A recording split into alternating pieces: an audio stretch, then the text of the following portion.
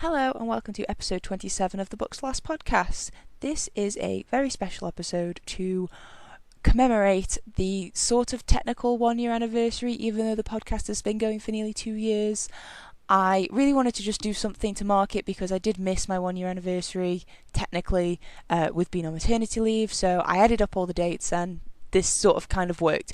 I also recorded this very special episode with my guest and I'm really excited for you to listen to it. It is really long. If you've pressed play, thank you so much. Trust me, it's worth it to stick to the end. I had so much fun recording this. Believe it or not, it was longer. Also, to mark the sort of kind of 1 year anniversary of the podcast, we have also got some brand new intro and outro music made by the fantastically talented Daylily. I absolutely love this music. It does everything I wanted it to do for the podcast, and I really hope you like it. Please let me know what you think, and definitely go check out Daylily. They're awesome. They are on Spotify. I'm putting all of their information in the podcast episode description, so go check them out, and I hope you enjoy this episode. This is just a quick note that this is a very spoiler-heavy episode for all books mentioned, so hit pause if you hear a book you don't want spoiled, or check out the episode description for a list of books that may be spoiler territory.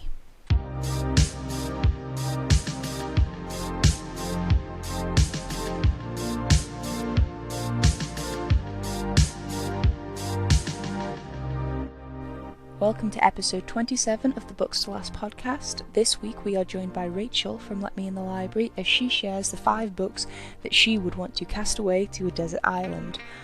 We have a really fun discussion and a lot of laughs, and I hope you enjoy this episode.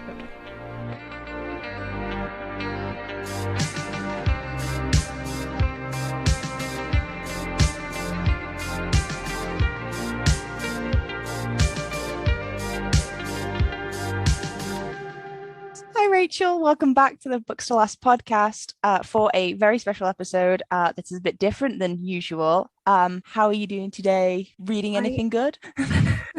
I'm honored to be the first person for this little segment.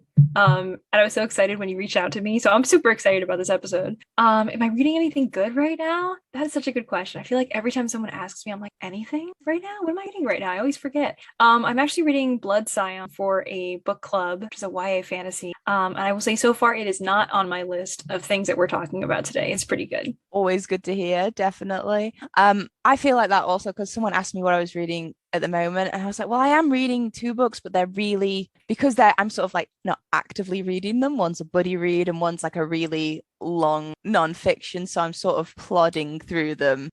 I was like these, but they don't really count because I'm not actively reading them every time I'm reading. It just like escapes your memory every time. They're like, what are you doing right now? I'm like, I don't remember.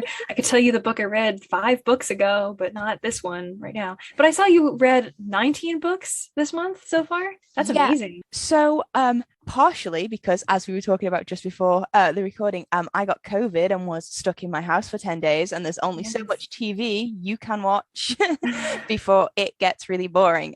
So I spent a lot of time just sat reading every time my son was napping, which you'd think I would do that anyway, being on maternity leave, but like that's just not what happens. But so I ended up just in the time when I was sort of inside, and then also because of we had that very, very, very hot heat wave here in the UK, yes, which most people in America would just sort of go, come on. I heard something caught on fire. Yes.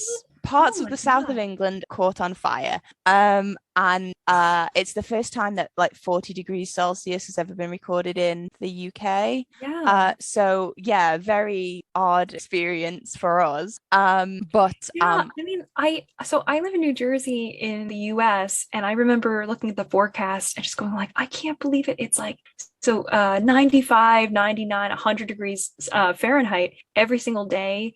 And it would start at about maybe 93 degrees from 8 a.m. and it would end at around, 93 degrees by 1 a.m. the following day. I'm like, this is unbelievable. And then I saw something caught on fire in the UK. I went, okay, they have it worse. Okay, I can stay inside. things Yeah, on fire. we're just like Oh, not built for those temperatures at yeah. all. I mean, as people, infrastructure, a country, we're just not. And I think, I suppose the issue is, someone said to me, like, a fun sciencey fact was like, it takes however many days for your body to adjust to a new temperature. And because we were only getting them in sort of short bursts of a couple of days at a time, no one properly adjusted. So everyone was really, really uncomfortable.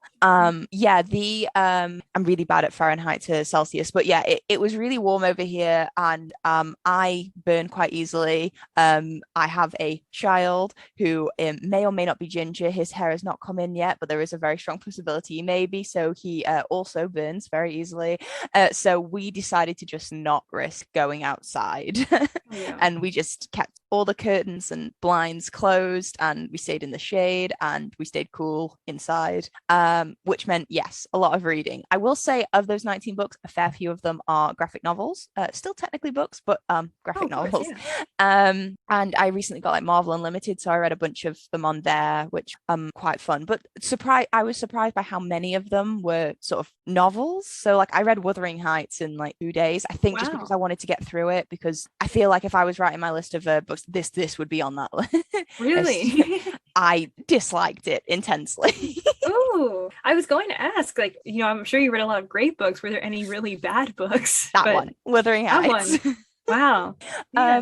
There was one or two that was sort of middle of the road, but I've read like some that I really, really enjoyed as well. So it's been good, but I'm kind of worried that I've hit my too soon, because now the Studio Ghibli readathon is coming in August, and now I'm Yes. really worried that I'm gonna like crash and Well, I mean, not to plug the readathon, but I will say with that, the nice definitely thing plug is, it. It's so um, cool. okay, I'll plug it. So, the nice thing with that readathon is, I really like there's actually multiple ways to play. So usually there's like a bingo board and you have to just try to get bingo, but there's sort of like a mini bingo board for each of the different movies. So you can always just choose a movie if you have trouble with it. We made one of our hosts, Nitty from Nitty Ready Reads, made a BuzzFeed quiz. So you can just take it like a personality quiz and it will give you a movie. And each of the movies has only 3 prompts, and you can combine all the prompts. So even if you can find just one book to work for a single bingo or for a single movie, that always works with this. I think some people look for like competition and it's really fun, but I think Studio Ghibli gives me the sense of like, relaxation, and let's hang out and enjoy our lives, and like even the little mundane parts of life can be beautiful. So it's less of like, I'm gonna win and I'm gonna beat you guys, but it's more like, hey, let's all have a nice time, relax, enjoy the rest of the summer. So it's definitely been quite a whirlwind to get everything together. I've been talking with the hosts for a while, and we're like, let's post this day. And it's like, oh, we have to make all the graphics in the Discord and everything else. Like, let's not post right away. So it's been a lot, but I'm excited to kind of relax a little bit in August. We're streaming the movies, we're hanging out with everybody. So I'm hoping people are excited to join it, as excited as I am to host and hang out with everybody. So I think that one's going to be a fun time, and hopefully no bad books on that list. Hopefully, yes. But as we've alluded to, this episode is going to be a slightly different to the classic Books Last podcast, because Rachel actually gave me the very good idea on a Twitter exchange probably last year, months and months ago, very long time ago, that I think you just read a not superb book that you had not enjoyed, and you mentioned that if anyone ever wanted to do a list of books that you wanted to banish to a deserted island, to give you a call, and call you I did, because I really, really, really wanted to get an insight on that. And yeah, books are, and different books are for different readers. So, any book that you may hear today may be one of your favorites, but horses for courses, people like stuff, people don't like stuff. That's right.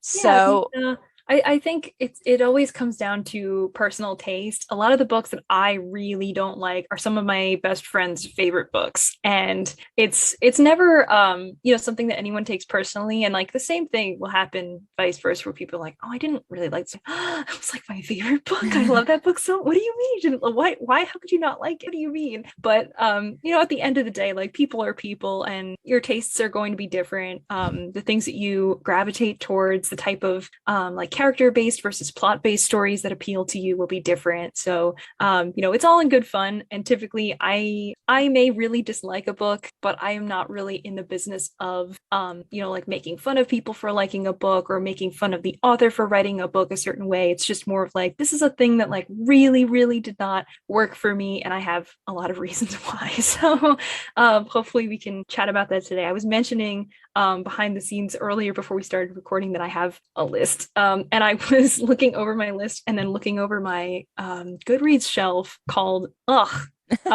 And that one has even more books that I forgot to write down. So I don't want to be a hater, but is going to be hard long. for me. Yeah, I think there's going to be some honorable mentions. It's very hard for me to go just 5, only 5. So yes, usually the Books to Last podcast is the podcast that challenges book lovers to the only 5 books they can be cast away with to a mystery remote location. However, this week we are doing the 5 books our guest Rachel would like to cast away to a mystery remote location all by themselves. So without further ado, what is the first one of this very difficult choice that you've such a hard decision to make? Man, I mean, I guess I'm gravitating towards like maybe I should talk about books that are a little bit better known, to try to, I don't want to necessarily steer people away from these books, but I think something that's a little bit more recognizable maybe. And I have to say, my number one of all time, if I could ban any one single book, it's Ready Player One. I do not like that book. That is a lot of people's favorite books, and that's where like you're listening to the podcast and you're going to be like, oh, and skip this episode, but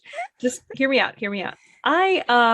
I respect that people like this. I respect it. A lot of my close friends like it. I'm sure you have it. Here it is. There it is. A very special edition of Ready Player One. I see people that have like, very special editions. They have different covers and whatever it is. But man, I was recommended this book by a friend too. And I remember throughout reading it, I was texting him and saying like, oh, so it's going to be this in the end. Let me guess the plot. And every time I was waiting for it to kind of turn around in a more exciting way to make it all worth it, it didn't quite happen, and that's fine. Like, I don't think that that's a reason to say, I don't like it because it didn't work out the way I wanted it to. But I think there were just so many elements of this where I was just face palming and shaking my head and going like, really? You really had to put like this incel main character in the front lines who's like, oh my God, I'm better than everybody because I know what year a video game came out. Do you know what year it came out? Well, I'm gonna pwn you in front of all these other people. And that's like pretty much our opening scene in on this guy as soon as he's in this magical world. For folks who don't know, I will not spoil the book for you, but this is about a boy named, what is it, Wade Watts or something like that? I thought it was Wayne? Wade? I thought it was Wayne. Oh, one of them. I should know. It's been a while since I've read it. Wade Watts, you were right. Wade Watts. Okay, yes. And he lives in the year 2044, where essentially there's been quite a bit of a dystopian shift. People live in pretty terrible conditions, but they do have this oasis escape, which is a basically virtual reality world. You can put on a special headset and this gear, and you can enter this virtual reality world. And so there's some interesting things in there, including the very cool, and this is why I thought it would appeal so much to me and why I'm so sad that it didn't work for me, this very cool type of scavenger hunt inside of the Oasis, which was created by the founder of the video game world. And he essentially has passed away and left behind this Easter egg hunt throughout the virtual reality, and the people who are able to find it and uncover it and find all the final clues will essentially gain ownership of what is in essence even more powerful than the internet in this world. So you would become not just like a multi-billionaire, but you would have full access to every single, pretty much every person on Earth that has access to this thing. You could probably control markets and you would basically rule the world. It's the equivalent of owning all of what's Facebook called now, Meta, all of Meta, Google, Amazon, basically all of the huge tech giant companies in the world now, all of them in one, owning all of them. Right. All in one place. And the fact that this is the way that people escape, this is what every single person who has access to it does, means that, you would essentially be this overlord of the world by successfully solving the scavenger hunt. Of course, because the owner and founder of the Oasis is very, very into 80s pop culture. The only way to solve the scavenger hunt and find everything is to also be a big fan of 80s pop culture and be able to discover these little Easter eggs throughout the world. So these might be things like a special hidden video game and having to know that, yeah, in the 80s there was this video game, and if you did it, you like the, what is it, Konami code, then you would essentially be able to access like the cheat codes and have to defeat Skeletor and whatever it is. So I am not a child of the 80s. This I'm sure is a reason why this book was not as thrilling to me. If it had been a book of the 90s or like very late 90s, early 2000s, maybe I would have been like, oh my God, Britney Spears, I'm here, I'm into it, whatever it is. I recognize that that's probably a huge reason why all of the things that are appealing to a lot of people are just sort of like straight over my head, and I'm just looking at like, so basically if you're the biggest nerd alive, which like I love that, I would love to be the biggest nerd alive, but if you are the biggest nerd alive, you have potential access to go on this hunt and find the key to the world. Okay, sure, I can buy into that. But I guess the fact that we're following this guy who is like the worst, unlikable, deeply unlikable protagonist. Oh God, and I love unlikable protagonists in ways where they're written to be unlikable with some kind of theme of redemption for the audience, or you're reading them with like this idea that they are pretty unlikable to others, but to you, the reader, you're in their head, you can see their reasons for why. Wade is an incel. That's what he is. So he's just like, oh my God, I wish a girl would like me, but instead I'm gonna play Space Invaders or like whatever it may be.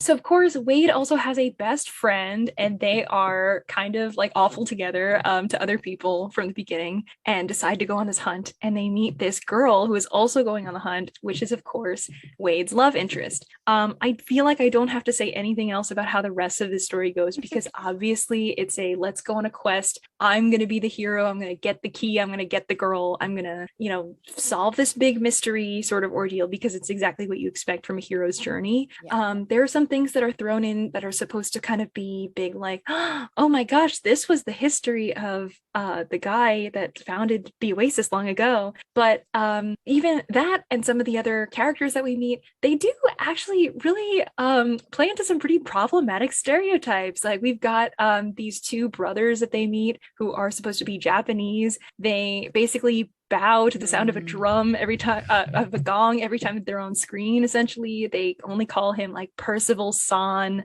and they use like all these very weird things where I'm like, okay, so this was written by a man named Ernest Cline, who I'm pretty sure is not Japanese. No. And he's a very white man. He's a white man. It feels a lot like the people who are very interested in Japanese culture in a very surface level type of way, and then decide to write about it. That's not where it begins or ends. I mean, there's a lot of other stuff in this book where I go, really? Ooh, I don't like that.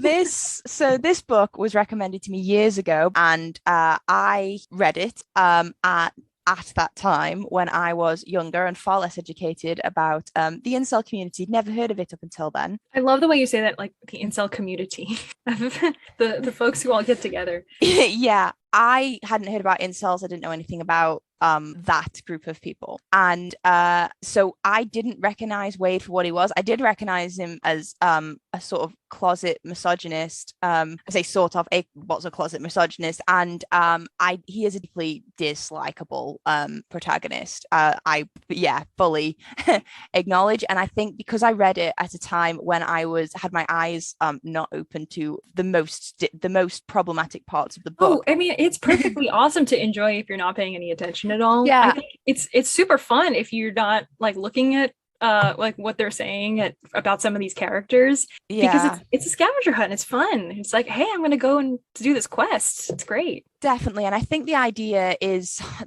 a fun one on the surface level when you don't take into account the other things. I mean, I'm not a child of the 80s either, so the nostalgia doesn't really even play in for me the same way it does with, I know, a lot of people who read this book.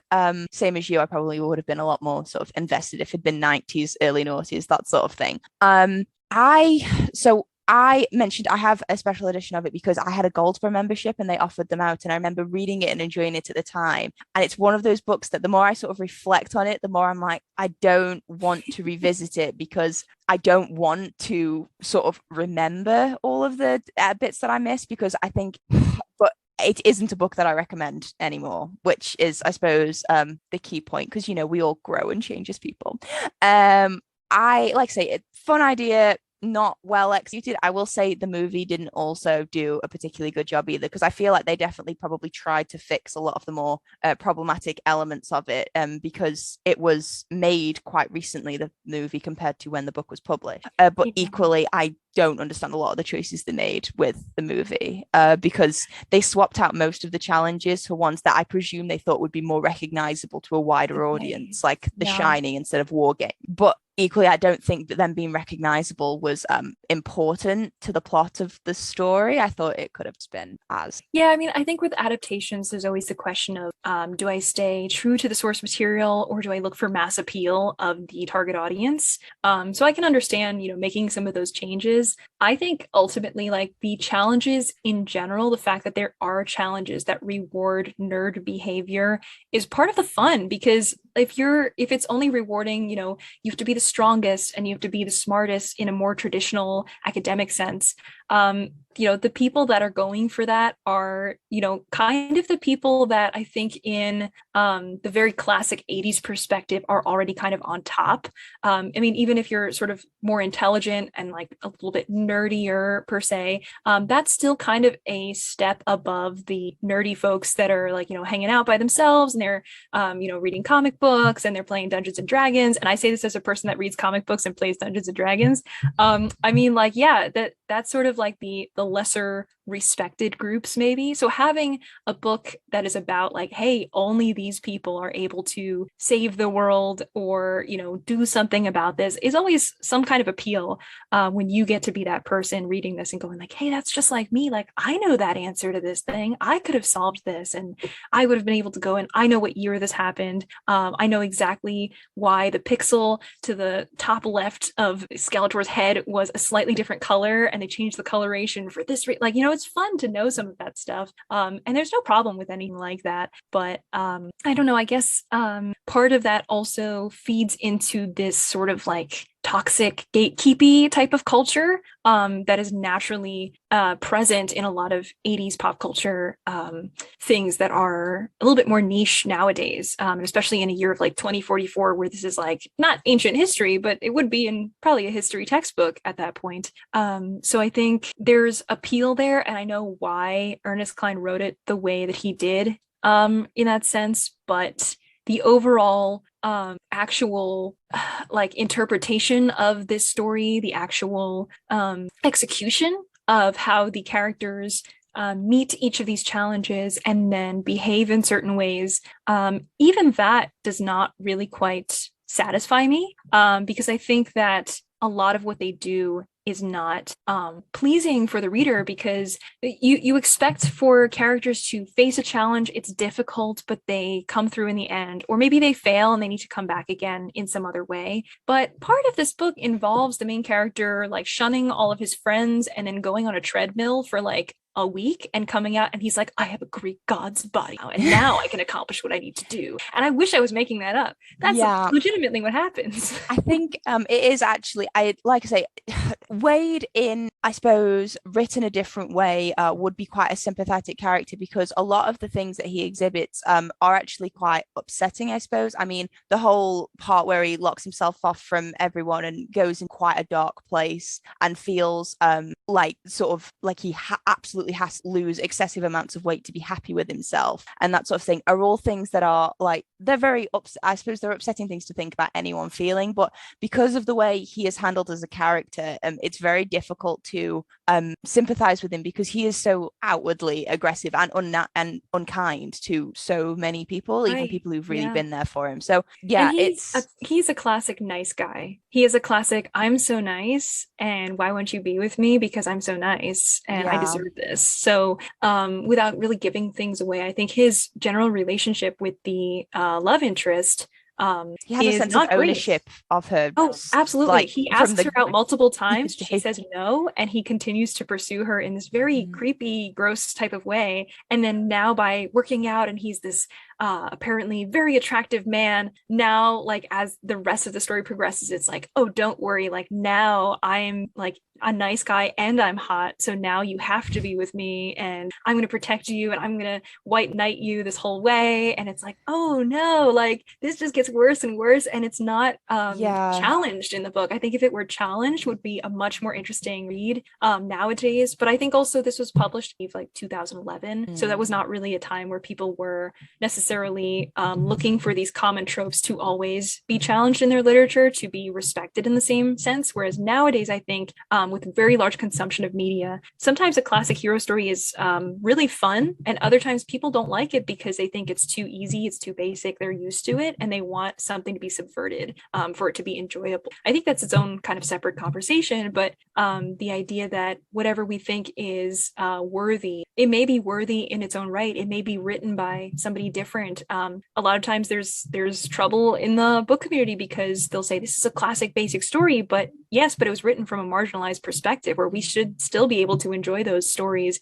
even without any type of necessary subversion. But I think, again, with the times, like 2011 versus 2022, it's been 11 years since the publication. A lot has changed in the things that people are asking for, and a lot has changed in terms of what we will tolerate from our protagonists nowadays, because even the choice to have written Wade Watts in a way that he was a bit more sympathetic but still ultimately a very flawed person is not necessarily captured by the audience's attention enough that we would all register that and say, oh, this was intentional, and that maybe the author didn't do this on purpose because the author did this on purpose and is not putting his own perspectives into this book. Whereas the way Ready Player One is currently written, I have to say, reads a lot like it was not an intentional choice to make Wade Watts a nice guy. It was, let me just write a protagonist, and it is a self-insert character for me. So I mean, there's a lot with that book. I find that Ernest Cline is really on my anti-TBR list after having consumed this one book. And again, I know it's very well loved, and sometimes it's kind of fun to just turn your brain off and read something and not really think too hard about it. But this is definitely one of those ones that after parsing through it and going, oh, I thought there was going a little bit more to this, and okay. Around the time I read it in, I think like 2015 or so, maybe closer to like 2017 maybe, I was looking for a little bit more. I'm sort of on a similar vein. I think that's the reason I've not picked up the sequel. Like, I got the sequel when it came out thinking sort of almost on autopilot, and then I never picked it up to read it. And now I'm kind of like, I don't know if I'm ever going to. Like, a part of me, the part of you that will watch like, cheesy TV shows that are like bad, like where you're just like, this is not going to be good, but I'm kind of curious. I kind of want to know what's going on. A part of me is wondering, like, you did Ready Player One. What the heck are you going to do with Ready Player Two? Yeah, I almost don't want to know.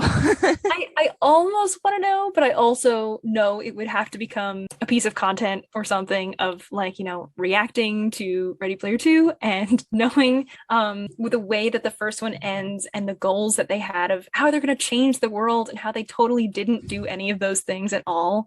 I'm wondering how quickly does this go down the drain for this dystopian world that they're now facing. Definitely. I mean, that's the only way it can go forward, because the way that they sort of leave it is there is a sort of happily ever after sort of vibe. So the only way you can get a sequel out of that is if undo the quote unquote happily ever after. So right. Not interested in seeing how that one works out, but a good first start. And I do think your grievances with Ready Player One are shared with a lot of people. I think I've heard a lot of people have similar views on it, and it's one of those I've not revisited. Don't think I plan to, because it was back in my days of being able to tolerate things like that. Like I hate to say it, Twilight, because like I read it then. I know I can't read it now. Well, it's so funny. I have some friends who are doing a Twilight read along now, and I think Twilight has that sort of nostalgia built into it for people who read it back in the Yeah. day and then feel like, oh, I love it, and I've reread it like 20 times. I personally never was able to get through the first book myself. I think there's sort of like the part of your brain that only is interested in consuming literature very critically, where you'll say like, this is good, this is bad. And then there's the other parts of yourself that can sort of turn off the idea of criticism and just enjoy something that it kind of like, again, am I going to enjoy this deep piece of beautiful literature written by Jane Austen the same way I'm going to enjoy Ice Planet Barbarians? No, but I could still enjoy both. Sharknado. Right.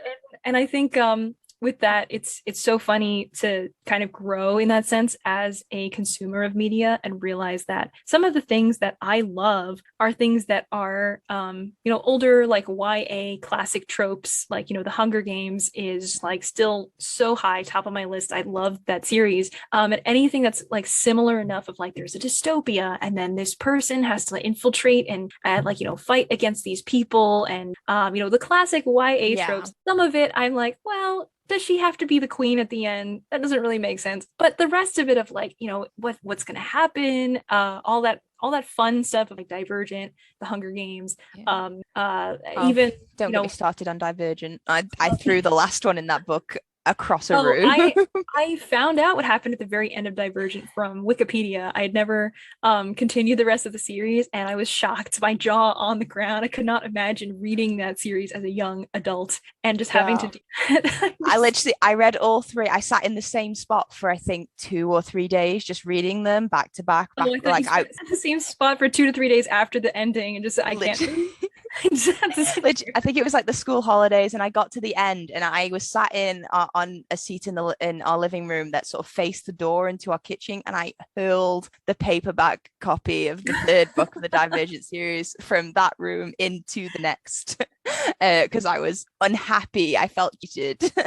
But yeah, like Twilight, the problems that have been highlighted by sort of more contemporary readers, I feel like I get enough of my nostalgia hit from Twilight from talking to other people who love Twilight and who did love Twilight and read it at the same time I did. It's almost like you can acknowledge the problems in the conversation but still, I suppose, get the nostalgia from talking about it without actually. I read Midnight Sun when it got released, when she finally released it as a secret of 2020, and I think that kind of cemented it for me because even though it did quite a bit of work to it twisted itself in knot to try and undo some of the more problematic elements of the original book. I think it certainly tried. It did not succeed in many areas because there are some things that you can't really can't undo because they're part of the fabric of the world. Right. Your source material has been solidified in stone for nearly a decade at this stage. Yeah. It's very hard to kind of undo all of that. And then there were some things that she didn't even try to fix that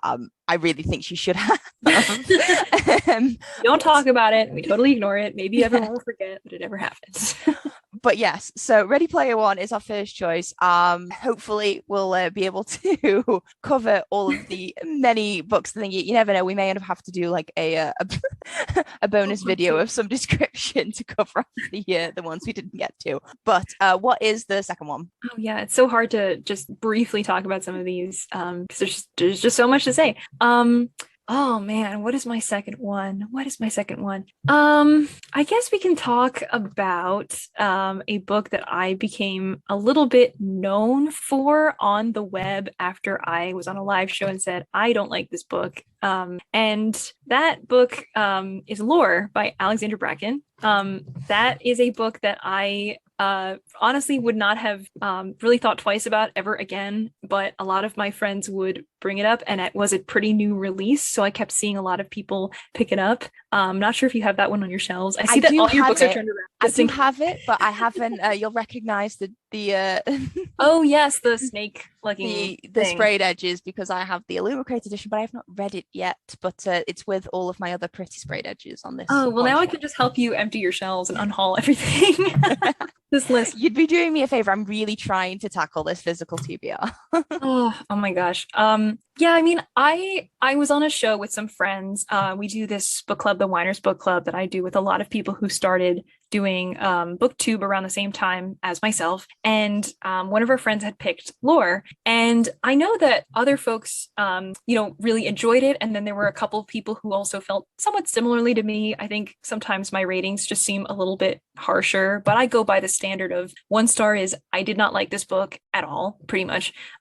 2 stars is it was okay, but there were a lot of problems. 3 is it was good. 4 was it was great, and 5 is like this is awesome. The So standard Goodreads 5-star thingy, I literally follow the same as like it was okay, not my thing, but it was okay. 2 stars is a perfectly acceptable rating in my right, opinion. and I think with that rating in mind, my idea of giving this book, what was Goodreads is always weird with how you can rate things and how you can't do half stars or anything. So I had given it 1 star in Goodreads with the intention of like it's a 1.5, as I wrote in my review. Whether people, really even pay attention to the half scale ratings or not is sort of a whole thing of do people want to use Goodreads? Do they want to use Storygraph or other options? But I think a lot of times people just look at the star rating and they go like, oh, it was bad. I think it says more about whether you're willing to round up or round down from that half a star. Yes, exactly. Yeah. I mean, I sometimes will round up, but most often I round down. I think of it more as like, it's not classic arithmetic of if it's greater than 0.5, we round up. It's more of just like, did you earn the 2 star fully? And if you did, then you get 2 stars. If it's 2.25, 2.5, 2.75, maybe 2.75 will round up, we'll see. But it often really depends on the book. But for Lore was a book that I fell asleep reading. I was so bored. And then I decided, well, I have to talk about this for the book club. So let me go reread the whole thing. And I did, and it was just so bad. Lore to me is like if you were reading Percy Jackson, but it was really bad. And yeah, I mean, it's a lot like that in some sense. As a person who like really has barely dipped her toe into the Percy Jackson universe, I wish I had grown up with those books more, but I discovered them more as an adult. Favorite. Oh, and yeah, they're so much fun. I read the first Percy Jackson book in I think 2020, and I was, oh my God, I was waiting for the other shoe to drop for something to like not age well or whatever, and it was still awesome. Like I had so much fun, so much like childlike joy, and it was incredible. There are all these Greek gods that you meet, and it integrates pretty well with the world in this kind of magical realism sense. So I had so much fun with it, and reading Lore and this idea of like, oh, it's going to be kind of like Percy Jackson. So like, there's these characters, there's kind of this Hunger Games situation plus Greek gods, and like all this, supposed like feminism that this book sounds like you should love it. It sounds perfect. And I mean, it's the same problem with Ready Player One. Oh, a scavenger hunt in the virtual world with nerds. Great. I'm totally into that. But a lot of the times that description does not quite deliver. And with Lore, a lot of the problems with this were just there was a lot of general nonsense that happens. This main character is this young girl who is familiar with this special sort of Hunger Games type of scenario. I think it is called the Agnon or Agnon. The Agnon. And basically it's this event that happens every 7 years, which seems like excessive. Every 7 years, these 9 Greek gods are forced to fight each other, and they walk the earth as mortals, so they lose all of their special godlike abilities. And during this time that they're there, people will try to kill them to gain their godly presence and become these gods. So over the course of it's a week or something like that, then the people who manage to slay that god would become that god when this period of time ends for the Ignon. So essentially the idea is like if Zeus is not one of them, I think he's the one who like punished them. So like if Artemis was walking the earth and you happen to kill Artemis, the next round you're Artemis now. But that means in 7 years you're going to walk around and people are going to come and try to kill you. So sounds like vaguely interesting, but it's still this strange idea of like, why would it be this way? That's the word that's coming to mind. Why? Yeah, why?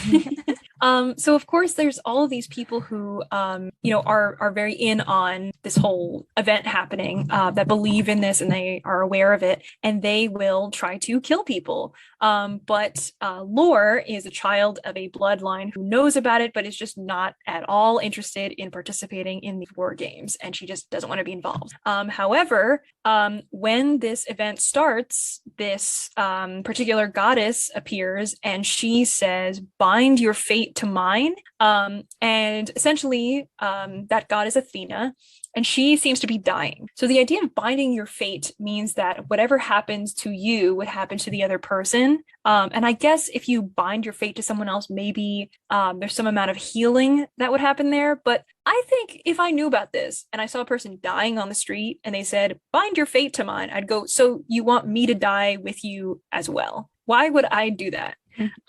And that's essentially the conversation they have. And somehow Athena just is like, "Just do it." And Laura's like, okay. And she just does it. So now, goddess of wisdom, she can convince anyone to do anything, clearly. Clearly Laura's not the goddess of wisdom, because that concept means that she is now bound to a god who people are trying to actively kill for the next week. And she's just like, "Yeah, that's fine, because I don't want to get involved. And so I totally just got myself involved." So she has a small group of friends. These friends are a childhood friend who I think is now he is a god from some other god or something like that. He has these godlike abilities now. And there's another friend of hers, which is essentially like the Grover of the group, except he's not as fun. And then there's this other guy. It's really just like there's a guy and there's a guy and there's this other guy. There's really like not a lot going on with these side characters. You're really selling this book. Oh, absolutely. I'm here to let the people know. I mean, I think a big part of this also that really does not appeal to me is it's kind of like, first of all, why are you involved in any of this stuff? If you say, "I don't want to get involved," just simply don't get involved. But of course she does. And then she's angry that she's involved now. So it's like, all right, well, I found out that there's this god of wrath, and I need to go and take revenge for my family. So it kind of sounds like you're getting involved. So she decides like, okay, I have to do something to take down this bad guy. The bad guy is so bad at being a bad guy. It's like if you were a bad guy and you had these people who are working for you as bad guys, and you were like, "Hey, go do this thing," and then they kind of mess up and they're like, "Oh, sorry, boss, it didn't work out." You'd be like, "All right, well, so now let's try plan B." And instead, this guy just like kills his bad guy. So I'm like, so now you have fewer bad guys. So why are you doing that? That's a very bad idea. See, imagine how much shorter the Disney film Hercules would have been if Hades had just killed his two. Everybody. I forget what they're called. Pain and Panic. Yeah, imagine if it just killed Pain and Panic the first time they failed. Honestly, that film would be so much shorter. Yeah, absolutely. Like every time something didn't work, it's like you're really worsening your forces. You are literally dwindling your group here. So I don't know why you're doing this. And he does some of this like in front of the main cast as if it's to like intimidate them. And like I cannot emphasize enough, this is a god of war, Ares, who is looking at a bunch of small teenagers, and he goes like, "I'm going to show you by killing my team." So it's like, oh no, Ares, don't kill all of your minions. So like, and they're really like the kinds of like plot twists and stuff that happen in the story are really just like whatever. Like I'm very lowbrow, like I'm not impressed. And then some of the things are also like, again, kind of fitting into this like weirdly sort of problematic sense of the handling of some of these issues. So I will say there's a trigger warning in this book for sexual assault, and when this happens, it's instead just treated as a thing that's like, "See, we're so much stronger because this thing happened," and she unhauls the book. That's like the one way to get a book just immediately off my TBR, because right, I just don't. I think when those issues are addressed in a book, it's important that they are treated with some sense of gravity. You should still treat it with gravity, and instead acting like, "Oh, this is a part of my dark, mysterious past," or whatever. And like it never comes up. There's no sense of like the treatment of that trauma. how this person now has any kind of correlation with this in their current way that they interact with other people and their trust issues. I think a lot of it is very much like barely implied on the page, and it's kind of left up to the reader to make those assumptions of like, maybe this is why the character acts this way. But a lot of the times I feel like sometimes these things are inserted into books for shock value and then never addressed. It's just gratuitous sex-based, gender-based trauma, just for the purpose of like adding, I don't know, some extra element to an otherwise two-dimensional character. It's as if they say, oh well, I've put that in there, so it's now a fully fledged character. We've not actually addressed it in any meaningful way, but it's a fully fledged character because it's got this thing. And then there's the same like concept with Medusa, the Greek god, and how she was also assaulted, and then they just kind of like put the onus on women where they're like, well, women shouldn't have been in that place because then this stuff wouldn't have happened to them. And I'm like, so are you going to challenge that at all, or is that the message that you're going to end this conversation with? And you know, I mean, like, I think sometimes in books people will say things that are upsetting, and it is meant to instigate a reaction for the reader to either challenge it themselves and go, no, I don't believe that, or to say like, oh, this is what this character thinks, and now I understand this character a little bit better, even though I don't agree with them. But I think sometimes I really struggle with reading that stuff because I don't like the fact that these things, I'm really giving the author the benefit of the doubt with that and saying like, maybe this is what they wanted to do with it, but there's really no evidence in the text that this was their intention. With the kind of genre that they're writing in or the general topics that they're writing about, it doesn't give me any kind of preclusion to think that that was their intention in writing this. So when I have to give the author the benefit of the doubt about more than 50% of the time that I'm reading the book, it tells me that they're not writing this in that way, and they're really kind of just carelessly leaving these pieces in there. And I'm not sure if that's some kind of, you know, their own belief system that's in the book, if there's some kind of like poor you know, not exactly translation, but like the way that they were talking about it was not best, and that wasn't pure intention of, you know, being harmful in these ways. But sometimes things like that are not great to read about. And then when that's reinforced in this book with the sort of faux white feminism that exists in this book, it's worse because this, you know, I think there's the kind of feminism that's really easy as a cis woman to buy into, to just be like, yeah, men are trash and I hate men, yeah. And I have to say that's the exact kind of feminism that I see in lore.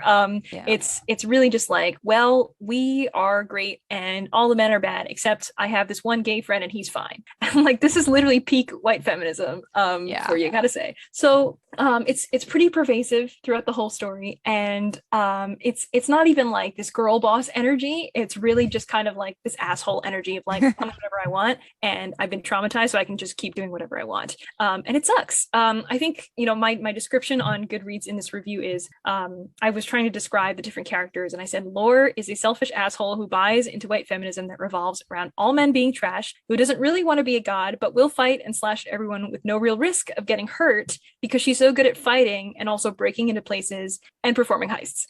She's from New York. She will never let you forget it. And she constantly tells everyone that's from New York and she's fighting for New York, even though they are also all from New York. She has a savior complex towards New York only, and she gatekeeps bagels. So I can't say I'm a fan. I can't say I'm a fan. Oh, she gatekeeps bagels. I need that on a shirt. And she gatekeeps the wrong kinds of bagels too. So I'm just like, man. I will say, if you want a non all of that version of Greek mythology, Percy Jackson is a great place to start. And also, I know you said you read the first one. I feel like I just need to drop in a recommendation for one of my absolute favorite podcasts, The Newest Olympian, because it's this guy reading them for the first time, and you can follow along on the reading journey. He tells you what chapter he's reading each week, and he has a guest on and they discuss it each week in their episodes. It's hilarious, and it's a great way to experience the books. And it has they do draw attention to sort of, there are a few things in Rick Riordan's books that have aged a little bit poorly since the sort of early 2000s, 2010s, but for the most part they have aged really well. So yeah, it's a good antidote, it sounds, to this one. I will be unhauling that just because I struggle with things in reference to sort of anything to do with sexual assault, sexual violence, that sort of thing. Anyway, if it's poorly handled, it just, I like not being dramatic, but literally gives me nightmares. So yeah, it's yeah, just it sucks. I mean, like, we're all doing this fun hobby where we read books and we talk about them and enjoy them, but sometimes the way that authors handle these really serious topics are with very little care. And there's kind of this flippant sense of like, it's my book and I can just put in this thing and like shock the readers, and then they're gonna be like, oh my God, I can't believe this terrible thing happened. Now I'm on this character's side. But sometimes that actually is more of a turn off for me. And I read a book where I was like, wow, this is so good. I'm enjoying this so much. And then there was this very graphic scene and I went, oh my God, I was totally taken aback. There was no sense that this was about to happen. And that was partially a shock value thing, which was a choice by the author that was intentional in that case, and it completely shifted the whole perspective of this book and who you were supposed to be rooting for. But it was horrible, and I just like could not stop thinking about how terrible it was. And sometimes those are like, these painful things that we read this book for enjoyment and we think this is going to be great, and then you come out of it like, I feel horrible now. Like, I can't believe that this this tiny little book with like 250 pages just ruined my life. Like, this is horrible. Yeah, I think even sometimes when it is handled well, it still obviously has the ability to cause harm, which I think is one of the reasons why trigger warnings are so important. Because I started reading The Bell Jar recently, and I literally was 3 pages in when I was like, I'm getting a bad vibe from this scene. I'm just like, immediately, like, it was just like, oh, someone laughed, and given the situation, I was just like, I'm getting a bad vibe already, and I'm 3 pages in. I'm gonna quickly Google the trigger warnings for this book, because I never do. I always forget, and it's my own fault, but like, I'm gonna quickly Google the trigger warnings for The Bell Jar by Sylvia Plath, and I did, and I realized that my senses, because it's ridiculous at this point, were spot on. Even from like that moment, I was just like, yeah, I know it's a classic and I know it's important, but I'm gonna have to say goodbye. I mean, hey, there's so many classic stories that people like, you have to read this, you have to, but like, no, you actually don't. There's plenty of these stories that are just not for certain people. Like, I don't want to read that. And I think it's really cool now that a lot of authors are actually including trigger warnings in their books. And some people complain and say like, well, this is a spoiler. The great thing about trigger warnings is if you see TW or a trigger warning, you can just not read the words that come after that if you don't want to get spoiled. And then if you think that it is important to look them up, they are there. So yeah, there's some great websites as well, sort of Wikipedia style websites where people do the work for you. They put it on there and then you can find them, and it's I think it's a site, it's like triggerwarnings.com or something like that. But I have one of my good friends here on BookTube, Sasha from the Redhead Reader, and she's great. And she every single time that she reads a book, she updates their webpage because it's all community based. So she'll go on triggerwarnings.com. I hope that's the website. I think it is. I think if you just search book trigger warnings, it does come, the one you're on about does just come straight up. So yeah, I think it might be book trigger warnings. But yeah, so she goes on and she actually updates it for every single book, which is amazing. And it's fantastic because I think, there's just so many books out there. It's very difficult for any single organization or person to have to go in there and do it. But as a community coming together and making sure that these things are properly, labeled for people, or that you could do that on Storygraph now, and you can put, trigger warnings in there as well. I usually have 2 tags on my Goodreads, like, you can tag certain books. So I'll do that. There's one that's for abuse and there's one for sexual assault or anything like that. Because I think those can be like relatively loose terms in terms of like, is it a mention? Is it on screen? Is it something really graphic, or is it like mentioned in passing? But in general, I think that those are like usually some of the biggest triggers that if people are following anything that I read and they're like, I want to read that too. I want people to be aware of like, this is not for everybody, and you do not have to force yourself to read anything that anybody else is reading because of any kind of pressure of like, I have to read this popular book, I have to read this classic, I'm not a real reader if I don't read that. None of those things are true. You can read whatever you want to read, and you should take care of yourself when you're reading stuff. It's super important. And I think, sometimes these books do that. They do this for shock value, and it's important for us to also recognize it as readers, to also be critical of some of these books and say, I enjoyed this, but here are some things that I don't think are, great, and we should all be aware of it. We should all pay attention to that. It's important. Definitely. And I think I will include the link for the Book Trigger Warnings website in the podcast episode so people can share that, can save that down so they can reference it. So what would be the third book that you'd prefer not to have to encounter again? Oh no. Great question. I'm looking at this list, like, which one do I pick? I know there's one that I really don't like, and I think everybody knows what that book might be if they are ever on a live show with me, because it comes up every single time. And I wanted to save that one for last, but maybe I'll just chat about it now. It's going to be a long rant. We can save it for the last one. People can sit and ponder and wonder what it's going to be if you want. let the folks wonder. We'll come back to it, I guess. Man, what do I want to talk about? You know what I will talk about? I'll talk about we've done a sci-fi so far, and we've done a fantasy, kind of like a YA fantasy kind of realm. So we can talk about a romance that I didn't like. I think this book's pretty popular. It's another one of those that I think is on a lot of people's shelves, and it's also very well loved. But that book is The Kiss Quotient by Helen Huang. Okay, it's one of my absolute favorite books. But yes, I will listen with an open mind. I have an open mind. Oh man, so breaking my heart right now. Oh God. It's always so it's always so highly regarded by so many people, and I don't know what it is about that one book that works so well for others but not for me. But it's not a favorite of mine. I have to say, it's not a favorite. I also wrote another review for this one, which I'm trying to reference right now. So in general, this book is about a woman named Stella Lane, and she is I think she's like 30 something. So yes, she's about 30. Stella has Asperger's, and she is pressured by her parents to dating and meeting someone because they are worried that she's never going to marry anybody and she's going to be alone, because she is much more invested in her job. She's more of a career woman, and she decides, okay, instead of just naturally dating someone, because one time she went on a date with somebody absolutely horrible, she is going to hire a male escort to kind of teach her how to date somebody. So she finds this man named Michael Fan, and he is he's agreeing to help her. She happens to be extremely wealthy. I think she like humble brags that she owns like an island near the end of the book, or something like that. Yeah, I know she has a trust fund. She sort of has inherited wealth that she has no real sort of gauge of how much it is, because she's never been without money. Which is fine, but she essentially falls in with this Michael Fan, and they decide to not exactly fake date, but he is going to teach her how to be in a relationship. So this is supposed to just be like, let's go on dates and we will, kiss, and she will learn how to be with somebody. And then because he's a male escort, he would also teach her basically how to have sex. So I think Stella has, I don't remember if she's actually been with anybody sexually before, but I just remember she was on a really horrible date with a coworker, and he was just like the worst. Like, he was textbook the worst ever. Yeah. So Stella's sort of backstory is that she has had sort of sexual encounters with other men, I think on 3 occasions.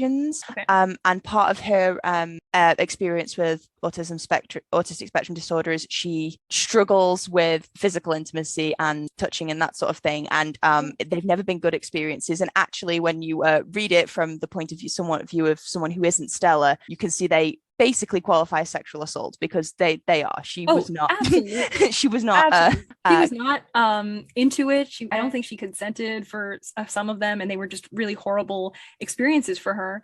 So she is very afraid, and it kind of makes sense for her to just not be interested in any of this. And her parents are like, you should find a man. So kind of your classic what is that Hallmark movie where you have that best friend who's like, you got to get a man, except it's her parents. And so this whole journey begins. So I mean, I think that the concept itself is not horrible. And actually I was rooting for Stella. I loved her as a character. I thought she was really fun. And the whole idea of like, I'm just trying to like get by and do this thing. And then I agreed with somebody. We have a contract for him to just like, date me and we'll figure it out. And that's great. I was totally on board with that. The reason that this book falls apart for me is actually the love interest. I did not like him at all. I feel like people like Michael or they don't like Michael. It's very sort of Yeah, I mean, the thing, there's still some stuff in this book that I think is just, not perfect. A lot of the time Stella is described as like this, like unabashedly like most gorgeous woman who ever lived, who just like woke up like this. She's absolutely stunning. She like, Michael's like, take a picture of yourself. And she's like, wait, how do I do that? And she somehow accidentally, it's literally, oh, the camera went off by accident. And like, she looks like absolutely stunning. She like sends it to him and he's like, oh my God, you're so beautiful. This is amazing. Oh my, and like, she looks like the most beautiful woman who just, flat out doesn't, and like, hey, that's great. Good for her. I'm happy for her. I find it so interesting that all of them encountered with like the worst ever. So the fact that anybody is remotely nice to her is like, wow, this is the one. Like, he is great. But, a lot of stuff that's really not cool with this book is the way that Stella and Michael's relationship is handled, because obviously you are reading a romance book. So there's the expectation that this is not going to stay a hired male escort situation, but they're going to eventually fall in love and probably run off into the sunset together. But a lot of stuff with Stella is like, hey, I'm not comfortable with this. And she's like, I think maybe instead of anything else, we should just do like kissing. Like, I don't want to do anything sexual. And Michael is like, but you're so hot. And he kind of just wants to keep getting with her. And it's a little uncomfortable, I think, like when I'm reading these books and I'm seeing this person who's just kind of like, sure, I'm, stunningly gorgeous and really good at my job and really fantastic. And then there's this guy who shows up and is like, you're so good. And she's like, well, now I'm beautiful because someone told me. I'm like, no, girl, like, you're great by yourself. You don't need this man to tell you anything. Yeah, I completely agree. I actually seem to remember it being the other way around, that she only wanted to focus on the physical intimacy because she thought that was her only problem. And Michael, so I think it started that way. Yeah. At some point she was like, okay, I think I got it, and maybe we should just kissing or something, or like, no, we don't need to do any I know but yeah. Yeah. So of course there's this villainization of the other male characters because they are not the love interest. So anytime that their other coworker shows up, I think one of her dates, Philip. He is like absolutely, Philip, he's absolutely terrible. James. And I think like, I don't remember if he actually like assaults her or he applies something like that, but he tries to kiss her. Kind of he basically he does kiss her without consent once, and then he tries to kiss her again at a later time and is stopped by a mystery male that will not be mentioned for spoiler purposes, but I'll give you 3 guesses. Like runs into the arms of the love interest, and this is after she's like, I don't want to do anything, but she goes to him, afraid this thing just happened, and he reacts by deciding, let's have sex right now in the bathroom. It's like, okay, so if somebody was just attacked in this way and you decide like, well, that sucks, but why don't we get down? It's like, whoa. We never did. It's funny you should mention this because I recently listened to the Bibliovert podcast's cover. They did an episode on the Kiss Quotient, and one of their co-hosts had a very similar issue with this specific scene, that she sort of, when she revisited it, she said she read it differently, but I do completely understand why that would be problematic for people in that, because it's not it would definitely not be my instinctive reaction in that scenario, but I've had a case put to me for how it might be another person's, but I mean, like, I think in terms of like a fantasy, like for people who read like fan fiction, and it's kind of like, like this may not be realistic, but it's still fun to read about, and it's a romance, so it's kind of like whatever goes. I can see this as like in some ways being fun. I think for me, a big problem with it is just that the protagonist is, going into this book, and you go in with the knowledge that she has Asperger's, and then it almost seems like as soon as she starts hanging out with Michael, all of her neurodivergence goes away. And it's weird because it's like, she has trouble talking with people, she has trouble being near anybody, but it's like all of a sudden the presence of this one man changed everything, and now I'm different. And I think it should more so be that, these are still traits that are celebrated, and that this person does not hide them or like, you know, make you different, but more so they appreciate you. And I think that's probably the intention behind this character. But some of the things that he does is like she'll start talking and he's like, shh, shh, shh, shh, shh, your syllable, don't speak. And I'm like, excuse me, is that really literally anyone listening might know I've been silently, every time Rachel talks about any of these last 3 books, I've been silently laughing. Yeah, but and then there's also all this stuff with Michael's family where she meets them and he like makes out with her against the wall, and his 3 sisters are there and they're all like a mass of people. They have no they are an intense sort of family, but I think I mean like that's fine, but yeah. I think it was more just like they're this like it's weird. It's like Michael is like, oh, I have this whole connection to my they don't differentiate the sisters culture very well at all. Like there's no difference between his sisters yeah. at all. He's like tussle wrestling with them on the ground, and the next second he's like pressing Stella against the wall and making out with her, and I'm like, are you not in a like super conservative Asian household? Like I grew up not exactly in like a very conservative Asian household at all, but still with like a lot of values from my heritage, and it's like you don't do that in your mother's house. You don't like take your date there and just like, oh, give me 1 second, and like shove her into the guest bedroom. Like, what are you doing? Your mother's like one wall away making some delicious food, and like maybe it's an us thing, because I also wouldn't have been very comfortable with my even now husband when we were first dating, probably would not have been definitely would not have been comfortable with that. So yeah, I completely get thinking. I do think that there is a sort of lack of differentiation between this, which I did think was disappointing, because it would be quite cool to have, I suppose, stronger personalities. Really, we only get to know the youngest one, and that's only because she kind of serves as a plot device. Cards on the table, I do absolutely adore this book, and I think it's because I think I relate to it maybe a little bit differently, because I think I relate to Stella in a way that made the book quite meaningful to me. But I do think everyone reads things differently, and everybody comes to sort of different feelings about things. So yeah, no, I completely it's see. Funny because I think like I came into this book like, oh, I like Stella. She's fun. She's great. I don't think that like it's fair that she's put in this weird position of like, now all of a sudden I have to date somebody, but she's sort of like taking it with what it is, where it's like, I don't want to disappoint my parents, so okay, I'll go do this. Her parents are also pretty terrible.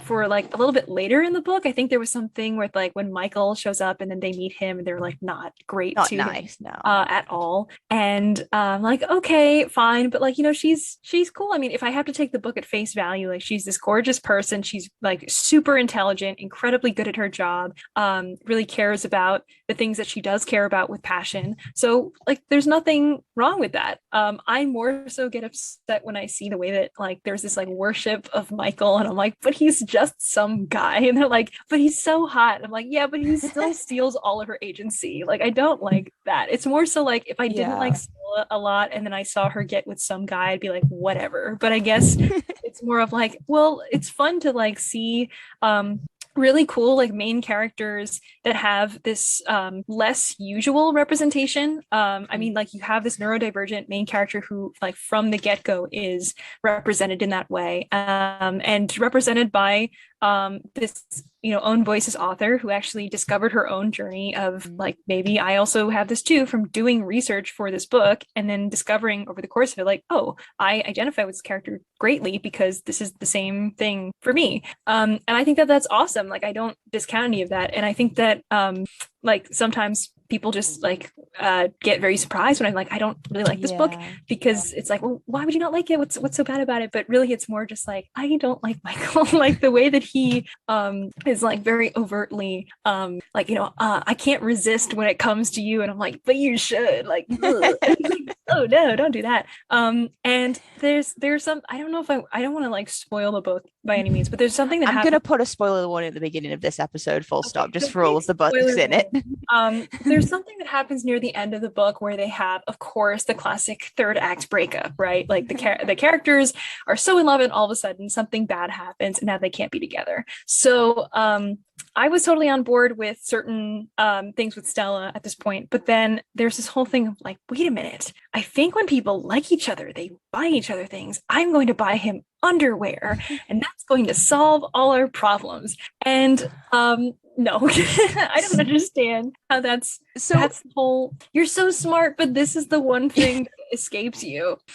I completely see where you're coming from, and you're absolutely entitled to feel the way you feel, but I feel I need to speak to Stella's defense on this because this book actually sort of started my own journey into investigating my own neurodivergence, because I had never related to a character on the fundamental level, and I think this is the reason why I'm so intensely biased about this book. I feel like I've disclosed that out there right now. A lot of my journey with Stella is a lot of self-insertion, probably, because there are things that she describes that I'd never seen anybody describe in the way that I would have, and I'd never seen disparate parts of my own personality through the lens of being part of one thing. I thought they were just different parts of me that were separate and unrelated. And when she comes to this conclusion about the love, that symbol, beta, it means love, and if I buy him underwear, it means I love him, sort of thing. As much as I can see, because I suppose it's explained to me in that way that that's obviously not quite sort of how it works, I can completely see that like train of logic, because I know what it's like to draw connections between two things that realistically most people see apps connection between in that way, or applying logic to for me, I saw it more as like, of course, if you like somebody, you might buy them things. And then the idea of like, but if I buy someone something intimate, only a girlfriend would buy this, maybe, or a mother. And I'm like, or the person themselves. You do not have to buy a man his own underwear, but okay. And just like, I totally get that. And like, again, like, there's absolutely no shade to like people who love this book, or to you for loving this book. Like, there's nothing that I have against that. And again, like, I have so many people in my life that are like, I love the Kiss Quotient, it's like the first book I recommend. And I'm like, okay, I'll hang out over there. I'm not going to say anything. I don't want to like rain on anybody's parade. But I think some of those things kind of like veer into a like a category of like, if you've spent this whole book telling us that like Stella is so like deeply intelligent about so many different factors, but the one place that she messes up is in love, it's like, I kind of understand that from the perspective of like, a lot of times it's like, I don't want to be touched, I don't really want to be known in certain ways, it's like I kind of almost don't want to be perceived, and some of that falls in line with neurodivergence. It's very hand in hand of like the idea of me being a person, and like the way that people see me makes me very uncomfortable. And now the conclusions that I draw from that are not as logical and sensical, but I kind of feel like the idea of like, let's make it all about cost benefit analysis of people buying each other underwear. And that was like her at work and reading this and being like, wait, we should get back together, underwear is the answer. What I'm talking about, man, like it could have been anything else. Yeah, definitely. I think I suppose it's a quirky way of looking at it. That being said, I don't think my husband has ever bought himself underwear ever, and he is 25 years old. Oh my gosh. And maybe that says more about him than it does about most people, but than it does about anybody else. But I'd be interested to ask him, actually. I don't think that he has. I'm pretty sure he exclusively stocks his underwear drawer from Christmas presents. How many people are buying him underwear for Christmas presents? It's one of those things, like our family they have certain things that they buy us every single year, and it's like underwear, socks, I get tights as well, and just things that need replenishing, but I'm unlikely to sort of go out of my way to purchase, I suppose. And then the old ones get thrown away and they get replaced by the new ones at Christmas. It could just be our family that do this, but specifically every single year, let us know. Does your uncle buy you underwear for Christmas? Like, tell us, is this true? Literally, I have to say, just like every single Christmas, I know I'm guaranteed from my husband's side of the family, I'm gonna have some socks, I'm gonna have some underwear, I'm gonna have a Terry chocolate orange. I can guarantee that those three things will be in my Christmas present. If it's not, it's not really Christmas. No, exactly. And we all say so. If one of them is missing, it can't possibly be Christmas. That's just this is a fever dream. It's not Christmas. But yes, anyway, the thing is, as much as I do love the book, I completely see where you're coming from in all of these points. Like I suppose that's one of the healthy ways of enjoying things is being able to see and accept criticism where it is well placed and founded. And I do completely get where you're coming from. Even if I don't feel the same way, I do understand it. I think I mean, like, and again, like, I'm reading this as a person who also often has difficulty just saying, like, this is how the writer wanted to write it. It's not the way that I would write it, but it's fine. And I've grown more into that now. I think I read this book. Did I read this book quite a while ago? I like way before I joined BookTube. Well, not way. Okay, I read it in 2019. It feels like a much longer ago than it was. It feels like forever ago. But I remember one thing that just like rubbed me the wrong way was near the end, where it's like, by the way, after like what, a month of knowing each other, we're going to get married and I'm going to propose to you in like 1 month. And she's like, what? And he's like, just be ready. And he like drives off into the sunset. And I was like, what am I watching right now? As somebody who was completely blindsided by being proposed to, I would have loved it if my husband had turned around and told me 3 months before he proposed to. No, not after 1 month. To be fair, I think we'd been together one first. Actually, to be fair, we've been together for quite a long time, so I'm not like, I definitely after like I think like a couple of months, however long it is for those two, definitely very short term. But even so, I was still not expecting the proposal to come when it did. Still would have liked the 3-month heads up because I did not think it was coming as soon as it. I guess I'm more of the sense of like, I guess it depends. Like, do you want to be surprised? Because like, if you're with this person and you're like, it's gonna happen, actually, I'm ready, then like you kind of want to know because you like you're expecting it, you're waiting for it to happen. You want to look good that day when the photographer comes out and you're not just like wearing like a bathrobe and brushing your teeth and they're like, want to get married? And you're like, what? And like someone's taking a picture of you. See, luckily there was no photographer there. I would have been unhappy if there had been because I was not ready. I was not expecting it. I was expecting it like a few years down the line. Definitely it was on the cards, but like we were supposed to be going to the movies that night. I was like, this was not the plan. We're supposed to go and see the anniversary of Notting Hill in the cinema, and then we were going to go home and pizza. Now you've taken me somewhere and proposed. This is not what I wanted tonight. I was just like, why are you? This is not how the plan was supposed to go tonight. Your husband proposed, and you go, why are you doing this? I just remember just being so shocked. I was just like, yeah, obviously was very, very happy to accept. Was just not how I was expecting the night to go. I just spent 2 hours on a train that got delayed. It was just like a roller coaster. I mean, like, I wouldn't totally against somebody telling you in advance. I think it's just like it was too soon. It was very I read soon. It. First of all, like, there's the Insta feature of it, but the other part is like the whole book. He's been like, shh, don't speak. Oh my God, you're beautiful when you don't speak, and I like to do this thing even though you don't want to. And he's like, by the way, we're gonna get married. And I'm like, it's yet another thing in the long list of ways that Michael is stealing your agency. Stella, you deserve better. You do not need this man. And everyone's like, the bride test is better. It's even better. And then there's the third one, the heart principle, so good. I think despite how much I related to Stella, I think the heart principle is my favorite of the three, and I do think it's actually one that a lot of people didn't really like as much out of the three because it got a very different reaction to the first two because it is different than the first two.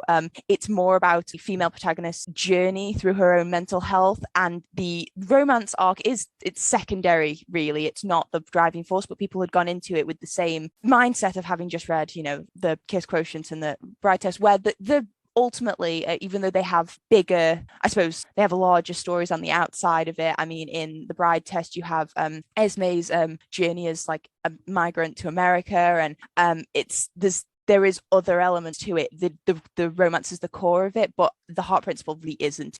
It's a very, very personal sort of story, and there are some elements of it that are just like really heart-wrenching, and I do think it hurts more than the first two sounds more do. like something that would be up my alley. I think I don't know if it's like my problem with certain genres. Like, I do enjoy a good romance. It's so funny because I think people think that I'm this really like critical person. They're like, oh, haters this, so whatever she does like must be like really, really, really, really good because everything else doesn't measure up. And then I'm like, I like this, and people are like, ew, you like that? I hated that book. And I'm like, yeah, because I'm not this like literary critic who studies and analyzes. It's just the stuff that appeals to me here and there. But I think with certain genres, like with romance, there's a few things that will immediately turn me off from it, where I'm like, nope, I'll finish the book, but something about this is not going to sit well with me. This is not going to be 5-star. Yeah, I think the reoccurring theme from the 3 that you've listed so far are bad character vibes. There's one character in them that have like really bad vibes that just don't mesh with your vibes, and then that's just yeah. I think that seems to be the going one, like that. Yeah, I mean, and like some books that I don't like, it's not so far I think most of the books we've talked about has had some element of like something in this book was problematic and that made me not like it. There's plenty of books I don't like that are not necessarily full-fledged like the worst book, we have to cancel this author type of thing. It's more just like whatever it is not working. Like in this book, there's like, you know, the whole situation of the coworkers being pretty awful to Stella, but Michael is not written to be a problematic, like I don't think most people read it and they say like this is problematic. I think it's more just like I read and I go, let her be. No, there's something about it and I go like, I don't want them together. This is not my pairing of these two in sync, but if they're happy, then whatever, it's fine. I think it might be some I mean, maybe it's to do with, because I think different romantic relationships are different, don't they? Like all romantic relationships have their own different dynamics, and as long as everybody in those romantic relationships is happy with the dynamic that they have. And you know what, maybe the other thing is I'm very used to reading things that are like thrillers and mysteries, and usually if there's a romance that pops off in 1 month and then they get married, I'm like, this guy's trouble, serial killer, there's something wrong with him, he's gonna come back, he's gonna lock you in your house and he's gonna ruin your life, something's wrong with this man. It's always, I don't trust, not to be a part of lore, but a lot of men I don't trust. Sometimes I read books and I see people behave a certain way and I go like, nope, this is the beginning of the domestic thriller. This is the prequel, and now we're getting domestic territory. You guys got together too fast. I saw this podcast. I listened to this podcast. I know this is what's about to happen. This true crime. I'm waiting for it to unfold. And they're like, then they lived happily ever after. And I'm like, except for I was waiting for the other shoe to drop. I know this has a beautiful cartoon illustrated cover, but I was expecting some part of me. I think you do see snippet. They don't really come into it in main thing, but snippets of Michael and Stella are present in the sequel books, so you kind of, but not really, because they're about their own characters. I like I say, the Heart Principle I really enjoy. I did enjoy the Bride Test a lot as well, and I did find it really lovely. Like I did really enjoy it. I read that so quickly, but like the Heart Principle, I remember I definitely think it's my favorite. I don't know if it was because Kwan is my favorite. Lovely. But Anna is also a completely different character. So I do think Helen does a really great job of the characters that she writes. They always feel fully fledged, if even if they aren't everyone's cup of tea. But so we've got. I think the more I hear about, or maybe the more time that's passed since 2019, and the more I've talked with other people, and I've kind of moved away from being this like kind of hypercritical person that I really used to be. And I think part of the thing is like, you know, when you go through something like a huge crisis like the pandemic, you naturally will gravitate towards two ends of a spectrum of either like radicalism in a very negative sense or great human empathy. And I've been fortunate enough to kind of fall in line with people who are much closer to this human empathy thing. And the idea of like, I'm going to criticize this book and like, here's everything that's wrong with it, is far less important to me than like connections with people and people that I care about. And it's still perfectly fun and fine to say, I don't like this book and here are the reasons why. But I've really not been writing like that many like visceral dissections of books the way that I used to far back in the day. And I know like some people like them, they're entertaining and stuff, and I never really try to go in with the intention of like, well, if you read this, you're dumb. Like I don't really do that. But I think that some of these things, it's very interesting to see other perspectives on it, and the more time passes, the more I'm like, okay, you know what, maybe this was like a one-off case. There's no reason for me to completely write off this author, but it's not like they did something so like offensive to my tastes that I couldn't stomach more of their writing. That's really not the case. Helen Huang, and I know that she's also a favorite of some of my friends, so I've been thinking more about like kind of a second chance, you know, reading experience with some of these authors that have sort of let me down the first time, but I want to try some things again. So in the very beginning when I started book, I was like, no, I will not read this. I don't want to read the Bride Test. I don't want to read the Heart Principle. And then as more things came out and I saw more positive reviews, I thought, okay, I know these are also from people who loved the kiss quotient, but maybe I will change my mind. Maybe I'll be different. Maybe it will be more appealing to me. And I think the way you talk about the heart principle, interested in it because if things really like play up, the full romancy tropes, sometimes for me it's about believability, and I kind of go like, well, insta love, I don't know if I believe that, or like, oh, this ridiculous situation, I have to kind of like really suspend disbelief. But things that are really more of like the human journey, anything about the human experience and how we're deeply flawed, but we try to work through these struggles, sometimes with mental health, sometimes just generally with your life experiences. I always find those to be a little bit more appealing to me. And then it's nice to also see love incorporated in those stories as well. I find I'm far less drawn to the idea of like love will fix your problems, and more of like love a way for you to find something worth living for and find something to gravitate towards, that love comes in play in your darkest hours and still something to fight for, and to that something that really matters, something that will still pull you out of that darkest place.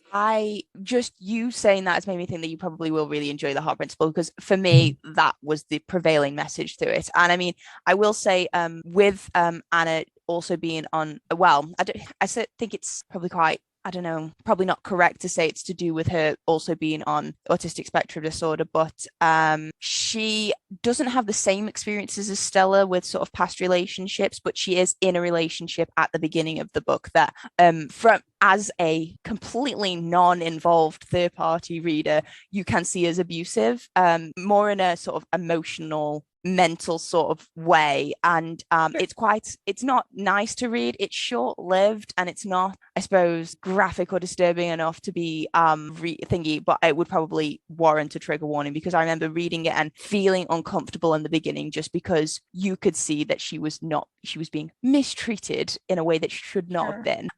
But her story's like very different, and I don't know, I love all three of the books, but yeah, I would, like I say, that would be my favorite. But imagine I give the kiss quotient 1 star and the heart principle 5, and imagine it's a great turn. I'm looking forward to it. I think I will. I don't know when I'll be able to pick it up, but I think that'll be a really fun to try it. Yeah, don't read it when you're in the mood for fluffy happy romance though, because it's not the one.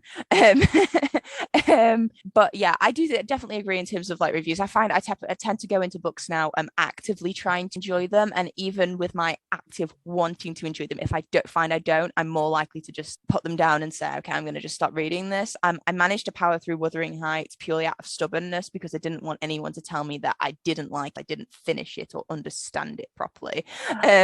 So I hate that when people are like, well, you didn't really get it, and like part of that is still why I finish books that I still don't like. There's been very few cases where I really have just said like, not worth the time, no. And I think one of those was like Notes on a what is it, like Notes on a Strange Planet or something like that. There was some book that I read, and it was like, really, if you were trying to be as offensive as possible, it was that book. It was like the most like racist, misogynistic, like terrible book, where I'm like, why?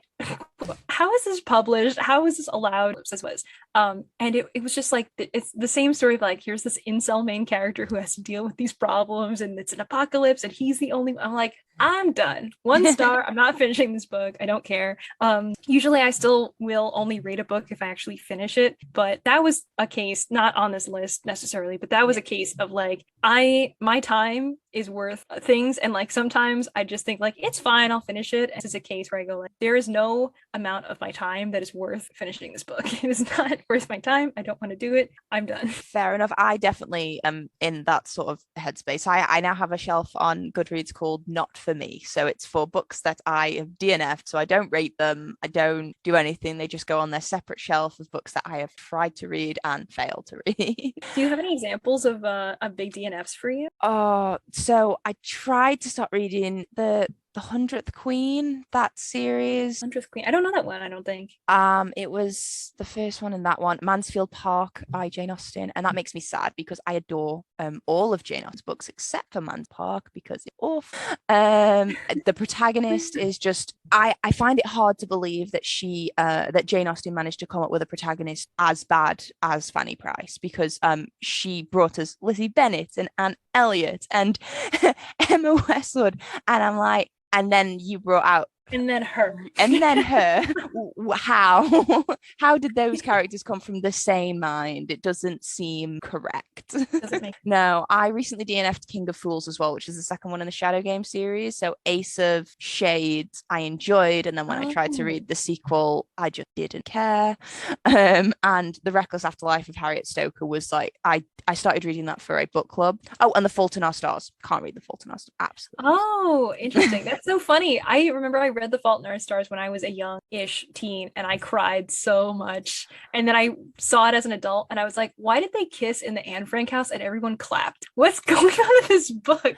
And okay, so actually, yeah, now that you bring that up, I've been to the Anne Frank house, and honestly, if that had happened when I was there, I would have been so disappointed in the people doing it, because that feels intensely disrespectful. Yeah, deeply disrespectful. I'm like, do you know where you are? Right, you're not on a cute little vacation spot right now. You are in. Do you know who Anne Frank is? Like, honestly, and I don't know how you find the space anyway, because they troop so many people through Anne Frank. Like, it's so packed full of people when you go in, because everyone's in a procession. But even so, my husband and I went in, and we were sort of saying, like, it feels like this place will last longer if they like stem the tide of tourists that they troop through it, because we went round, and it was like really sort of humbling to sort of be there. But there was a group in front of us, and one of them it was an accident. I don't believe for a second he kicked a 100-year-old set of stairs on purpose, but he tripped over the stairs that go up to the attic bit, and then, probably out of awkwardness, I'm giving him the benefit of the doubt, laughed and ran off. And my husband and I, honestly, generally speaking, I take this sort of stuff a little bit, well, I take everything, I take life more seriously than my husband does, but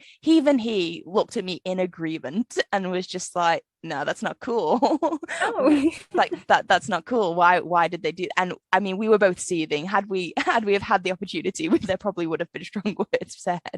But it was just, it's one of, no, I don't understand why anyone would want to kiss there. Like, it's just, like, what about this particular place makes me think like this is the same vibe, like Michael and Stella doing something right after something really bad happens, where I'm like, you know where you are right now, bad stuff. Why is this the place where it's like, let's make out right now? Like, nothing about this makes me more attracted to you than being in the Anne Frank house at this moment. Like, why is this happening? Actually, one of the things that, like, that story just sort of brings to mind, when we visited, it was around Valentine's Day, not the most romantic Valentine's Day, but my birthday is the day after Valentine's Day, and we were in Amsterdam for my birthday. And the lady who started our tour started by reading a passage out from Anne Frank's diary about her first kiss with one of the boys who was hiding there, one of the other families, and just she sort of had a crush on him, then she didn't have a crush on him, and obviously it was just sort of a young girl's very real emotions about her first crush and that sort of thing, and she obviously didn't live long enough to ever really see anything and it was such a sort of bittersweet, because it was a happy memory for her, but it was such a bittersweet thing to learn about, and she did it in honor of Valentine's Day.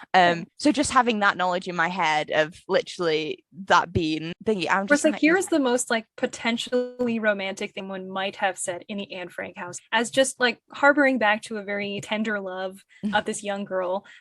Still, I don't think any young girl saying anything about what crush she has in any context would make me go like, let's make out. Like, nothing about that would encourage me. But even then, in a more technically romantic setting on Valentine's Day, there's still nothing. That story made me so sad. It was the last thing that you'd have on your mind, because I was just so sad and full of thoughts about this family and it's just not ideal.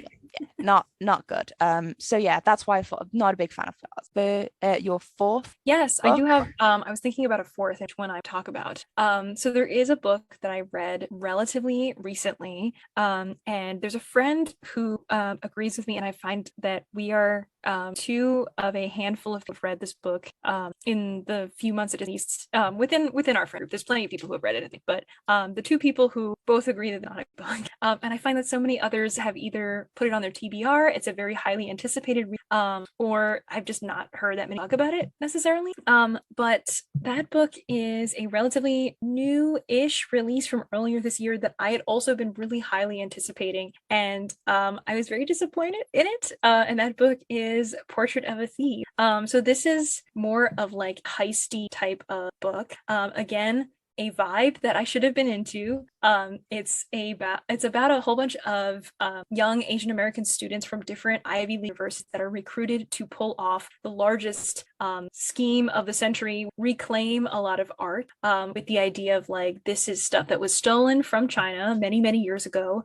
and now it is going to be stolen back from these European exhibits and brought back to China. You can call it just the Britiseum. That's fine. I'm sure it's done. Oh no, there's like, that's the thing, is I thought it was like, okay, there's one museum and it's probably the British Museum. Great. Yeah. It's not. It's like 7 museums, and they're just like, go steal them from 7 museums. Go pull off like 7 heists. I'm like, I wait would a minute, happily be complicit in a heist to return everything in the British Museum. And I mean, like, hey, that's great, and like the idea of it sounds awesome, but I didn't know that they were going a series of worse and worse and worse heists in this case, where here's the thing. Okay, so concept alone sounds great. I'm very on board with this type of stuff. I always really love to read about characters. I myself am kind of fun to read about. In this case, I think everybody was Chinese American, so even better.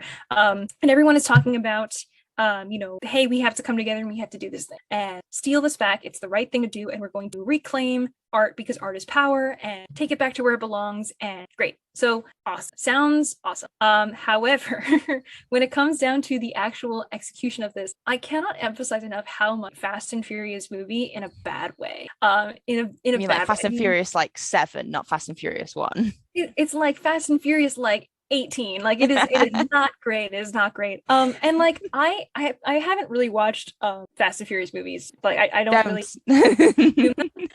but they seem like, it's basically like mindless entertainment of, there's this fast car that we're going to get into and run away, and like, we're committing some type of either crime or like something like the first that. One is street races, and by the time you get to 9, I think they go to space. How you get there is just different degrees of ridiculousness. It's just they might go to space. They definitely. Okay, so maybe this is more of a Fast and Furious. Maybe this is a Fast and Furious like 8.5. They're not quite in space, but it's still similar levels of ridiculousness in a bookish sense. And there I mean, a lot of this stuff, I was complaining about this to some people. They said, oh, so like that scene in Fast and Furious, and I went,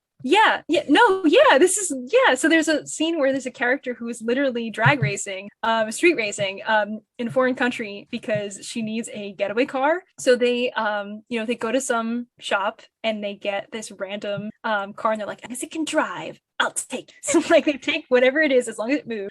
They roll up to this mechanic's shop. They're in like France, and she just somehow like gets tools and just fixes the car so that it's fast. Don't know how she does this. She's there alongside these other people who are also souping up their cars for the same drag race. So she manages to win the race, and win the race, you get your opponent's car, right? So like all the reasons I hate Fast and Furious, sorry. it's literally Fast and Furious.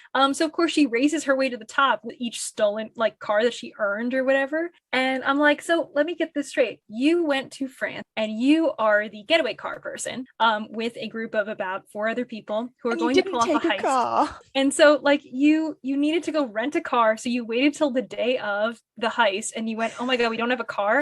Okay, I'm gonna get this little Subaru and I'm gonna soup it up with magic tools that I don't have, and then I'm gonna win races somehow against these other cars, take their cars and win more races against other cars till I have the best car. Then I'm going to pull off a secretive heist that nobody will definitely know about, even though I definitely have everybody's car in France. Like, I don't really understand how this works. And I can't, like, this is one part. This is like not even a whole chapter of the book. The rest of this that is more and more levels of ridiculousness is just, they have the definition of you had one job, you're the getaway driver. You bring something to drive. You need to bring a car to drive. And so they have these other characters. Every character is a different student of a different university. So like they live different. And the way this all starts, the one character, he saw a heist take place where he's an artist. He's sitting there at the library studying his art, and somebody just steals stuff in front of him, and he watches it happen. And while they're stealing stuff and the alarms are going off, he just takes something and puts it in his pocket. He steals something. He doesn't tell anybody about it or whatever.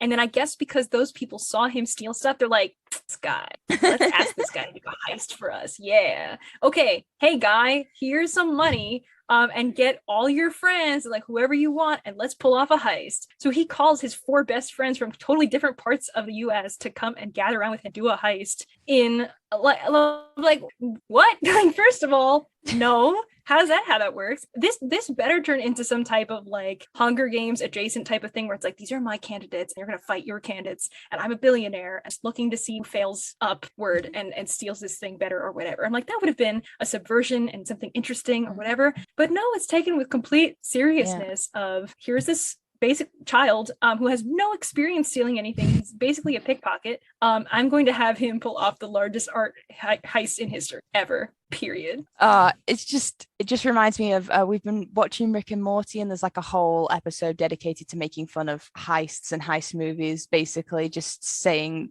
how and my husband and I recently watched, we've been watching Star Wars from the beginning, and we're at the point where we had to watch Solo, and we got to the end of it and we were sort of like on the fence anyway on the film, but then when we got to the end of it and realized it was actually a heist movie all along, we just like, my husband was like, I don't know why I hate it so much. I was like, it's because there are good heist and there are bad heist movies, and this is a bad heist movie. I was like, that's just there's no in between, there's no okay.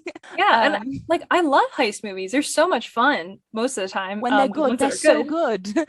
Yeah, there's so much fun, and it's just like, you know, we got to get in, we got to get out. Who's going to be the distraction? How are we going to get away with this and be clever about it? I mean, the Ocean's movies, like the newer. I've not actually watched any of the Ocean's movies, so no. Oh, they're so fun. I mean, it's definitely like, it is a heist movie through and through, so it is like, you know, you got to go in with the expectation of like, there's going to be something wild going on. But those are fun because it's like, you know, okay, if we have Ocean's 12, like there's 12 people that are in on this heist, but they each have a very specific role that they are good at. And now we're going to pull this thing off of like, this person is so good at acrobatics that they'll be able to like jump around and like steal this thing deftly with great skill without anybody seeing what they're doing. And then meanwhile, this person's very good at schmoozing and they have this in with someone else so they can cheat at the cards table and win this money, which is a distraction for the security of something else. So it's like, everything has its place. Everyone has their job. And partially that's why with this book, it's like, these are just some kids. Like, they really don't have any type of honed skill in doing this. They're just like some people. So this starts with Will like contacting his friend named Alex, who lives in Silicon Valley, who has been struggling with the whole concept of like, oh, now I'm too rich. What am I gonna do? Now I hate it when that happens. I hate it when I just all of a sudden become rich, and it's so painful I don't know what to do. So she's like, okay, now I have this great job working, I think at Google or something like that. And she's like, I'm a software engineer, so I'm really good at this stuff, but I also have this family that lives, I forget if they live in the San Francisco Chinatown, but they basically do not live as well as her. So I'm like, well, you do have money, and you send money back to your family. So I don't know why the problem of you having so much money is a problem, but it's sort of more of like, am I really going to live this soulless job forever? And I'm like, girl, you just got this job 2 months ago. So like, I don't know where you have to do it. You have to do it for a year before you can start like. Right. And she's like, oh, is this really what I want? And Will's like, want to pull off the most legal heist ever and get money? And she's like, yes. Otherwise, I would live this life forever. And I would, this like slave machine. Can't believe I'm like, you've just started making a great salary. I don't know why you're so upset. You're making like 130K right now, or so I mean, like, problems. I don't know. Yeah, real terrible problems. And he's like, well, you're a software engineer, so you're our hacker. I'm like, does she have any experience hacking at all? Not really, no. He also contacts his sister, who I think lives in New York area. I think maybe she went to like some Ivy on this side. I should know because I live around here, but I don't know. And she's just good at like schmoozing and getting her way. So basically, she has the unwritten superpower on the pivot. Whatever she says, people will listen to her. And she always gets her way with grace. Yeah. There's the other character, her name was Lily, who is the street racer. and then she actually is good at street racing. So to be fair, like she's a good driver. She does have a skill. She's just not good at like sourcing cars. Yeah, so she's a mechanical engineer. So I was like, great, awesome.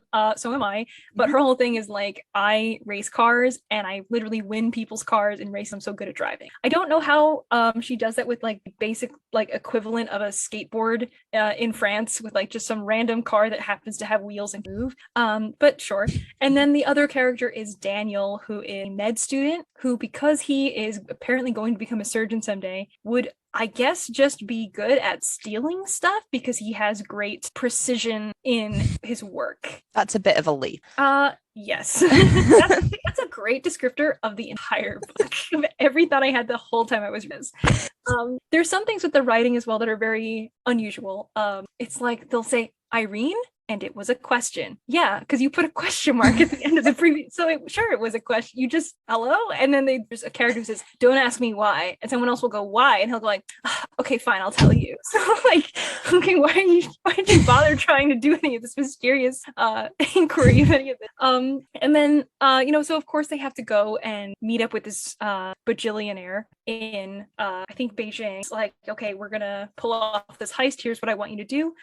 And, talking to my friend who with a lot, she's also Chinese. She's actually Chinese Canadian. And we were talking about like the significance of these zodiac heads that they're asking to deal back. So 12 zodiac heads that stood as they were part of this very important fountain that was stolen from the Summer Palace. And these would have not just been like a beautiful art, but they were actually pretty functional. They almost functioned like an actual clock. Like on the hour, certain heads would spit out water in this fountain, and they would like, it had this mechanical glory to it, and it had real significance culturally. But I feel like a lot of that is missed, and it's really just like, just take this zodiac head and just do it. So they're like, okay, we're going to steal back these zodiac heads. Great. So I would have loved a little bit more exploration of like the importance of these, but really it is just the most repetitive thing. Like, Fast and Furious is always like, family comes first. It's about family. And their phrase is art is power. Art is power. And they never talk about why. They just art. Yeah, it's yeah. So Will is really like the Vin.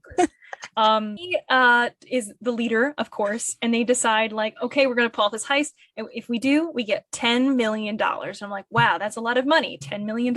Okay, except we have to pull off like 7 heists. It was a lot for people who have no experience. It's like just over $1 million a heist. Like, I mean, they're really charging below the rate I'd expect. So, like, I would have expected you should negotiate a little bit higher. Afterwards, they have this offer, and some people are like, no, I'm not going to do this. And they just get in a room and like they have a whiteboard and they're talking about pros and cons. So they're like, the cons are, number 1, we would go to prison because we're probably going to get caught. Number 2, because we're bad at heists. Right, we're bad at heists. We have no resources, and like it sounds like really difficult. How would we do any of this? We're totally inexperienced. And then the pro side, the only thing on the pro side is $10 million. So it's like your classic heist movie where they're like, we shouldn't do this, but I do want $10 million. So okay, I'll do it. Yeah. So they spend all the time going like, we shouldn't, but I do want that money, so okay, let's do it. I think I'm almost scared to bring the name of this book into the equation because I fear that you're going to pitch a very compelling case for why it's not very good. But Six of Crows obviously is a book sort of centered around a heist, and I think at least with because it is fantasy as well, so there's like a fantasy element to that. It's not a real world heist, but I at least find it compelling all the reasons why everyone involved in that heist is involved, because there's an actual tangible thing that either forces them to be involved or why they want to be involved. Sure, and I think that's more exciting because each character has their own reasons, but instead I think in this book every character has their own reasons, which is, I would like $10 million. And that is their reason for everything. And Will's reason is, I would like $10 million plus art is power. I care about art is power. We'll never elaborate on it, but power. He does a ridiculous thing too after every heist. So each heist is like, we got to steal a different head from a dam. And afterwards, he will make a paper mache version of the head and release it into the river. So I don't know why you did any of this. No one's going to think that this little paper mache thing is the head. So is this some type of art expression, and it's going to melt away because it is paper mache. So you were just polluting the river Will with just this wants to be glue an artist, and so Tritus. He is like the epitome of like that art suit. Like, oh, I understand impressionism. That's all you really get. But I know the true power of art. You will never understand because I refuse to explain. I will gatekeep this to hell. Like I won't. see.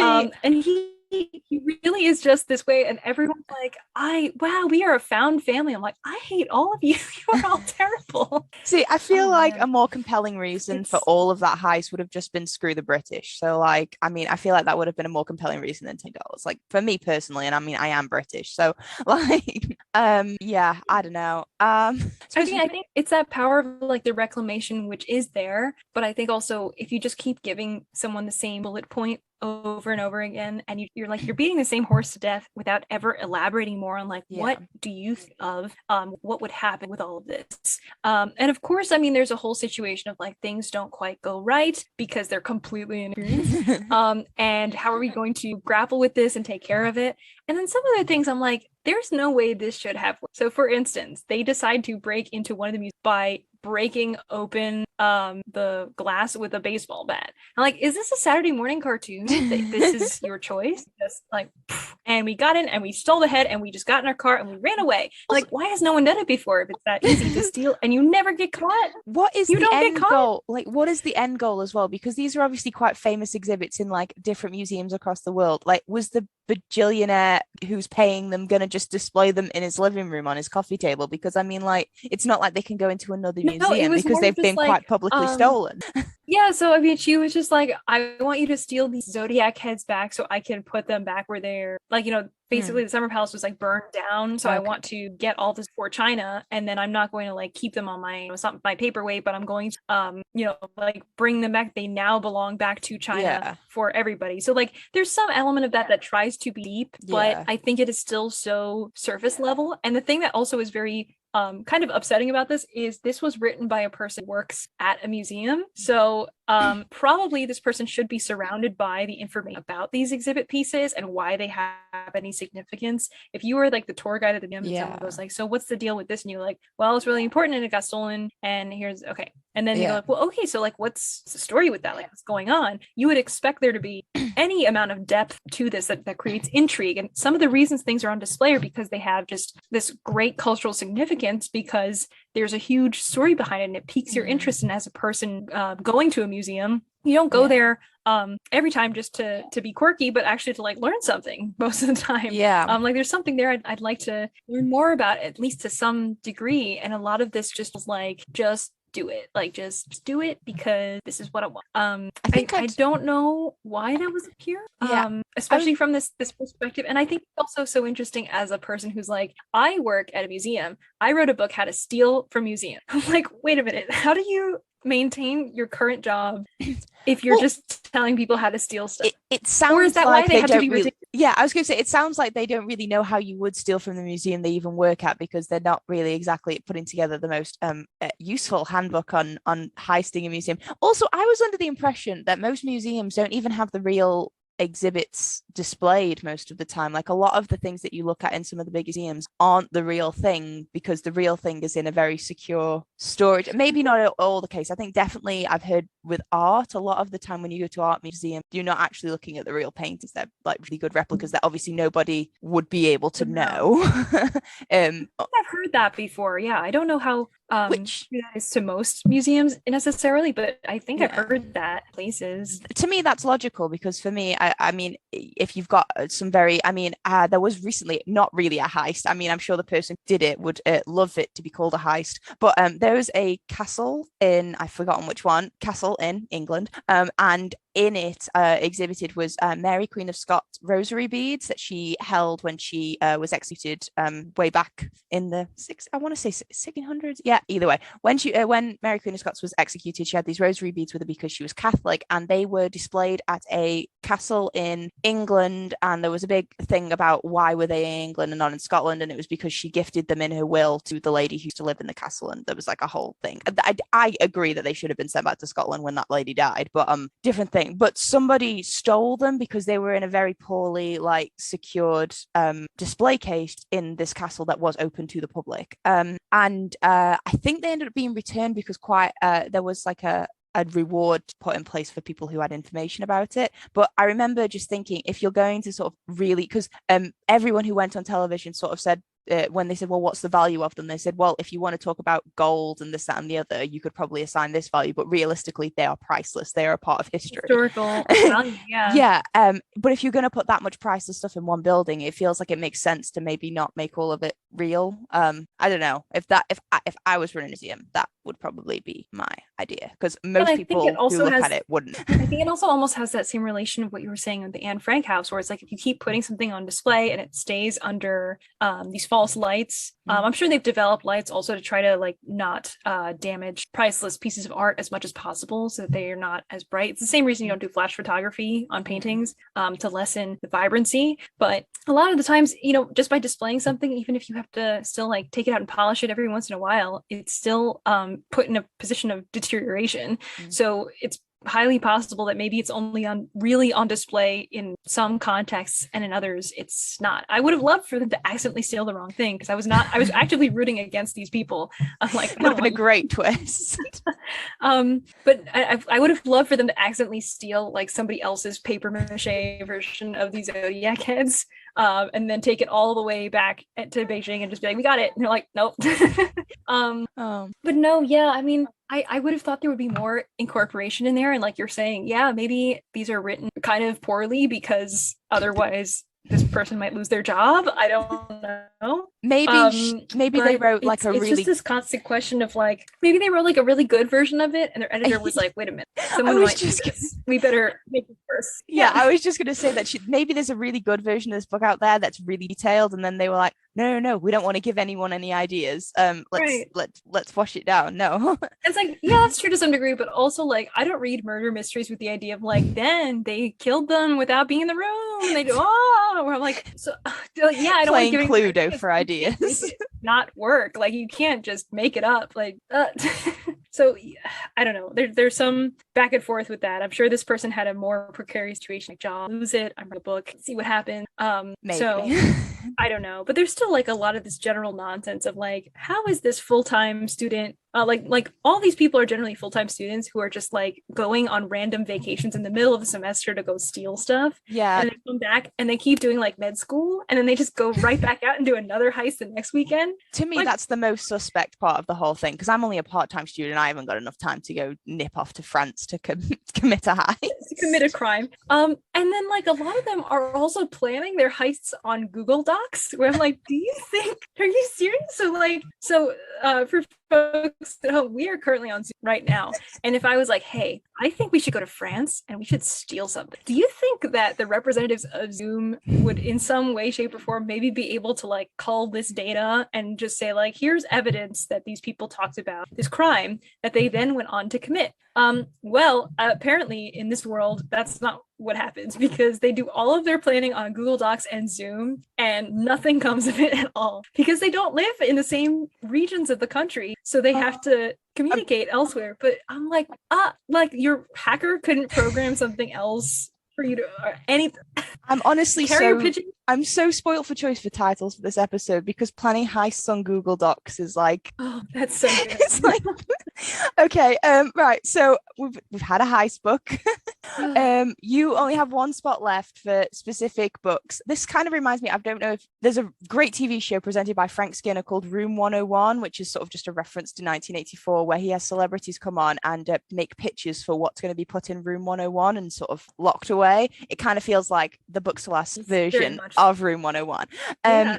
But yeah, you only have one more slot, and then of course you can mention a few that didn't make it. But what's your fifth and final book to be deserted? Well, I think others would see this coming from a mile away from the moment that I agreed to do this podcast. And of course, the book has People We Meet on Vacation by Emily Henry, which is one of those really big popular ones that really blew up. A lot of people very much love it. I think the other title for it in some other regions is Me and You on Vacation, and this is written by the same author who did Beach Read and then more recently released Book Lovers. And it's interesting because I read Beach Read and I enjoyed it quite a bit. That one's more of a like hard-hitting, emotional personality discovery type of story with a romance included.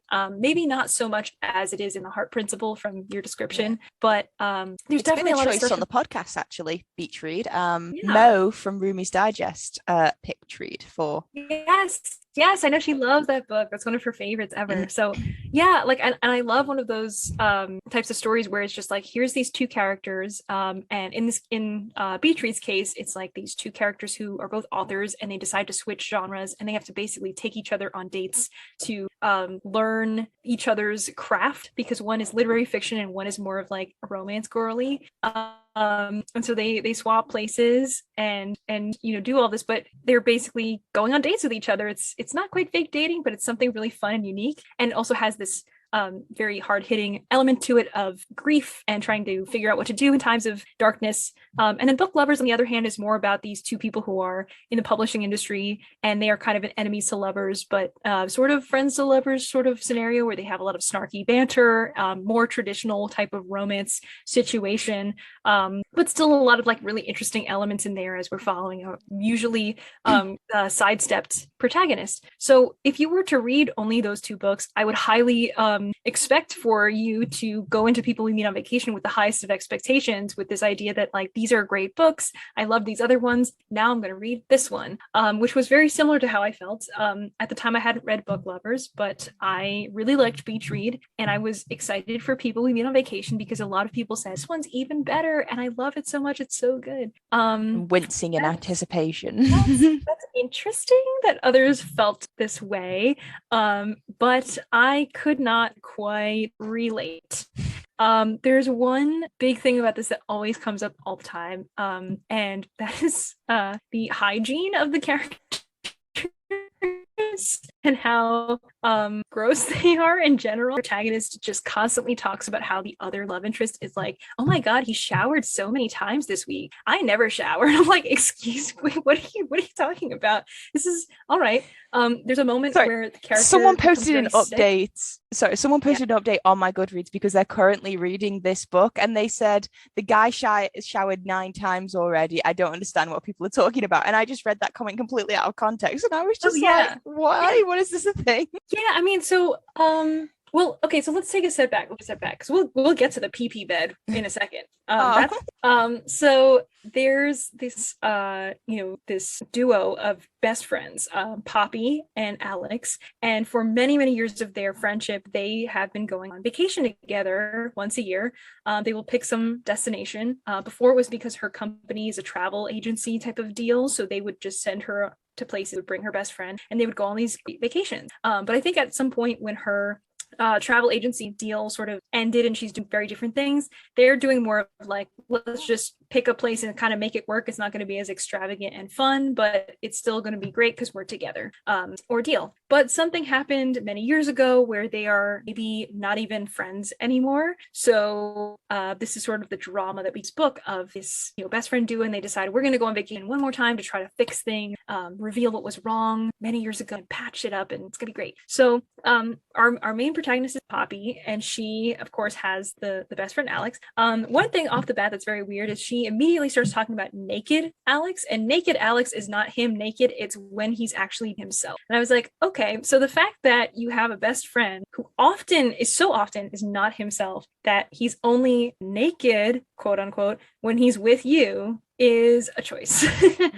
This is like chapter 1. Don't know why we're talking about this, but okay. My description of these characters per my Goodreads review is they are obnoxious, filthy, unfunny, and about as charming as a carton of expired milk. They are despicable, they are too horny, and I do not like them. So, I mean, these are two people that obviously are a friends to lovers situation where they are obviously going to get together at the end. these best friends. They had some type of falling out, and now here we are in this strange vacation. So we do have sort of this timeline of like, here's the current vacation, and then here's flashbacks to past vacations that they had together. So the current vacation is going horribly. It's like the worst possible situation it ever could have been. They go somewhere, it is like the hottest temperature possible. Every place that they wanted to go to is closed by the time that they get there. So they go to their Airbnb, and their Airbnb is like the worst thing. It's not what it showed on the website. It's also under construction, so they have a lot of like the air conditioning is broken, and they have these like plastic sheetings over the windows, so it's even hotter, and it's terrible. So the reason that Alex is showering like 9 times in a week is because it's hot. So every time, like every day, he will go and take a shower and stuff in the morning or in the evening. And Poppy is you're like, in a hot country, like right. And then Poppy's like, wow, it's so hot today. We went hiking all over the place. I'm sweating to death. Okay, well, I'm gonna go to sleep now. And you're like, okay. And then the next day she's just like, all right, and now we're gonna go face the day. She does not take a shower. I assume that she would have at least mentioned it for the number of times that she's like, then Alex went to go take a shower. That's so weird. He took another shower. Wow. Oh my God. The reason they're no longer friends is because she has a BO problem and he can't tell her about it because he's too nice. I don't know. I would love for that to be the answer. Of course, it's something more basic and normal and not strange in that way. But yeah, I mean, and of course there's this sort of like adorkable quirkiness that a lot of authors try to insert into their characters of like, I'm so different and like I'm not like other people or whatever. That is sort of ever present in this friendship between the two. The Bella Swan comes, as I term it. And there's this sort of thing of like this running joke that they've had in past vacations where like someone I think they were in a flea market or something, and somebody showed them some item and they obviously were not interested in it because it was so expensive and it was kind of ridiculous. So they show that they're not interested in product, and someone goes like, does this speak to you? And then for the rest of the vacation, like, this speaks to me. This speaks to me. This speaks to me. And they do this, like, I'd be like, ha ha ha, for like the first like 2 or 3 times I did it. And even if you like bring it up at the end of the vacation or something, you're like, does that speak to you though? And you'd be like, ha ha ha ha. And they do it like 50 times a day through the whole vacation. I don't know at what point something doesn't become funny anymore, but it is far before they stopped doing this joke. And it's sort of like, let's just keep bringing back the inside jokes, but it feels very forced in some of those respects. And in other ones, I'm like, this isn't really a joke or funny or any, like, I'm not quite sure what this is really even meant to be. There's like this whole thing where like they don't even text each other, they don't talk. And Alex has I think a cat, and he will just send her photos of his cat. Just like a random photo of his cat, even though like they don't text, and he'll just send the words tiny fighter along with it. And I'm like, something about this feels off. It's a highly dysfunctional friendship if they don't actually know how to communicate with each other. I mean, friendships are the same as relationships. You still need to maintain them. Right. And it's like, I think they haven't really talked for like 10 years or something like that. It's some pretty significant period of time. And like their communication is very bad compared to how it used to be in past vacations. And they're living in this terrible Airbnb, very hot climate with poor communication skills.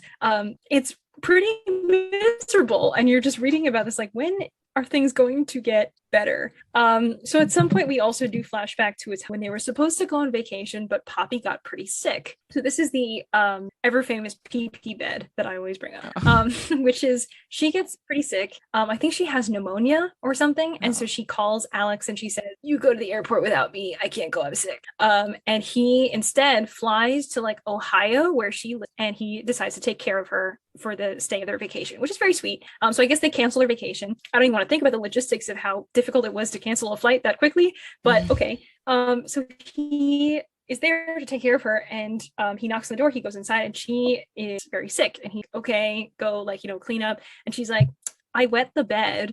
And he's like, okay, just go take a shower and I'll take care of it. I don't think I've ever had pneumonia in my life, but yeah, it's a no from me. I don't know at what point pneumonia makes you lose control of your bowels. But it was like she was laying there for a while, for several days, like sick in bed because there was nobody around to take care of her. It's unclear when she let loose, but it's It should have been in a toilet. So she released her shower in the only shower that she ever took, the golden one that he took in her bed. And he has to clean up the sheets, and then she washes herself, even though it's like she doesn't know what to do. Or he's like, take a shower, go to the bathroom. He's like, okay. That didn't occur to you before. He goes and makes the bed. Yeah, right. Like, where I'm like, okay. And she lays in the bed, and he cuddles her for like a week. So I'm like, so let me get this straight. This girl you're looking after. I don't care. Yeah, I'm like, I don't care if you love somebody, like secretly, and you've been pining after them. If they wet their bed, I'm really not feeling it. That let me go change the sheets for this person and cuddle them for a week. Yeah, you'd have to get the mattress like professionally cleaned. Right. Well, I'm like, that's why when people say like, okay, but he changed the sheets, I'm like, but he didn't change the mattress. And then they lay in their pee-pee bed for literally a whole week. Okay. In all I've also never had pneumonia, so maybe it is something that happens. I know pneumonia can be pretty rough, I suppose. Maybe she was too weak to get up, I suppose. I still wouldn't be getting back in the bed. I'd have probably moved to like the sofa in that scenario. Something. Yeah. Of course, because this is a romance, we're going to find out later that he's been in love with her this whole time. Of course, yes, because they're a male and female best friends, so like they can't have a platonic relationship, heaven forbid. God forbid, yeah. And then, so of course, while they're laying in the bed, he's like, this is in the future after they get together. He's like, that one time when I was saying, and I was laying in bed, I had a boner the whole time. I was like, in her pee-pee bed, in her piss bed. Okay. Oh dear. Okay, so I just don't understand romance, but that doesn't. I don't think your understanding of romance is the issue with any of these books. Right. Well, I mean, that is definitely a glorious way to top off.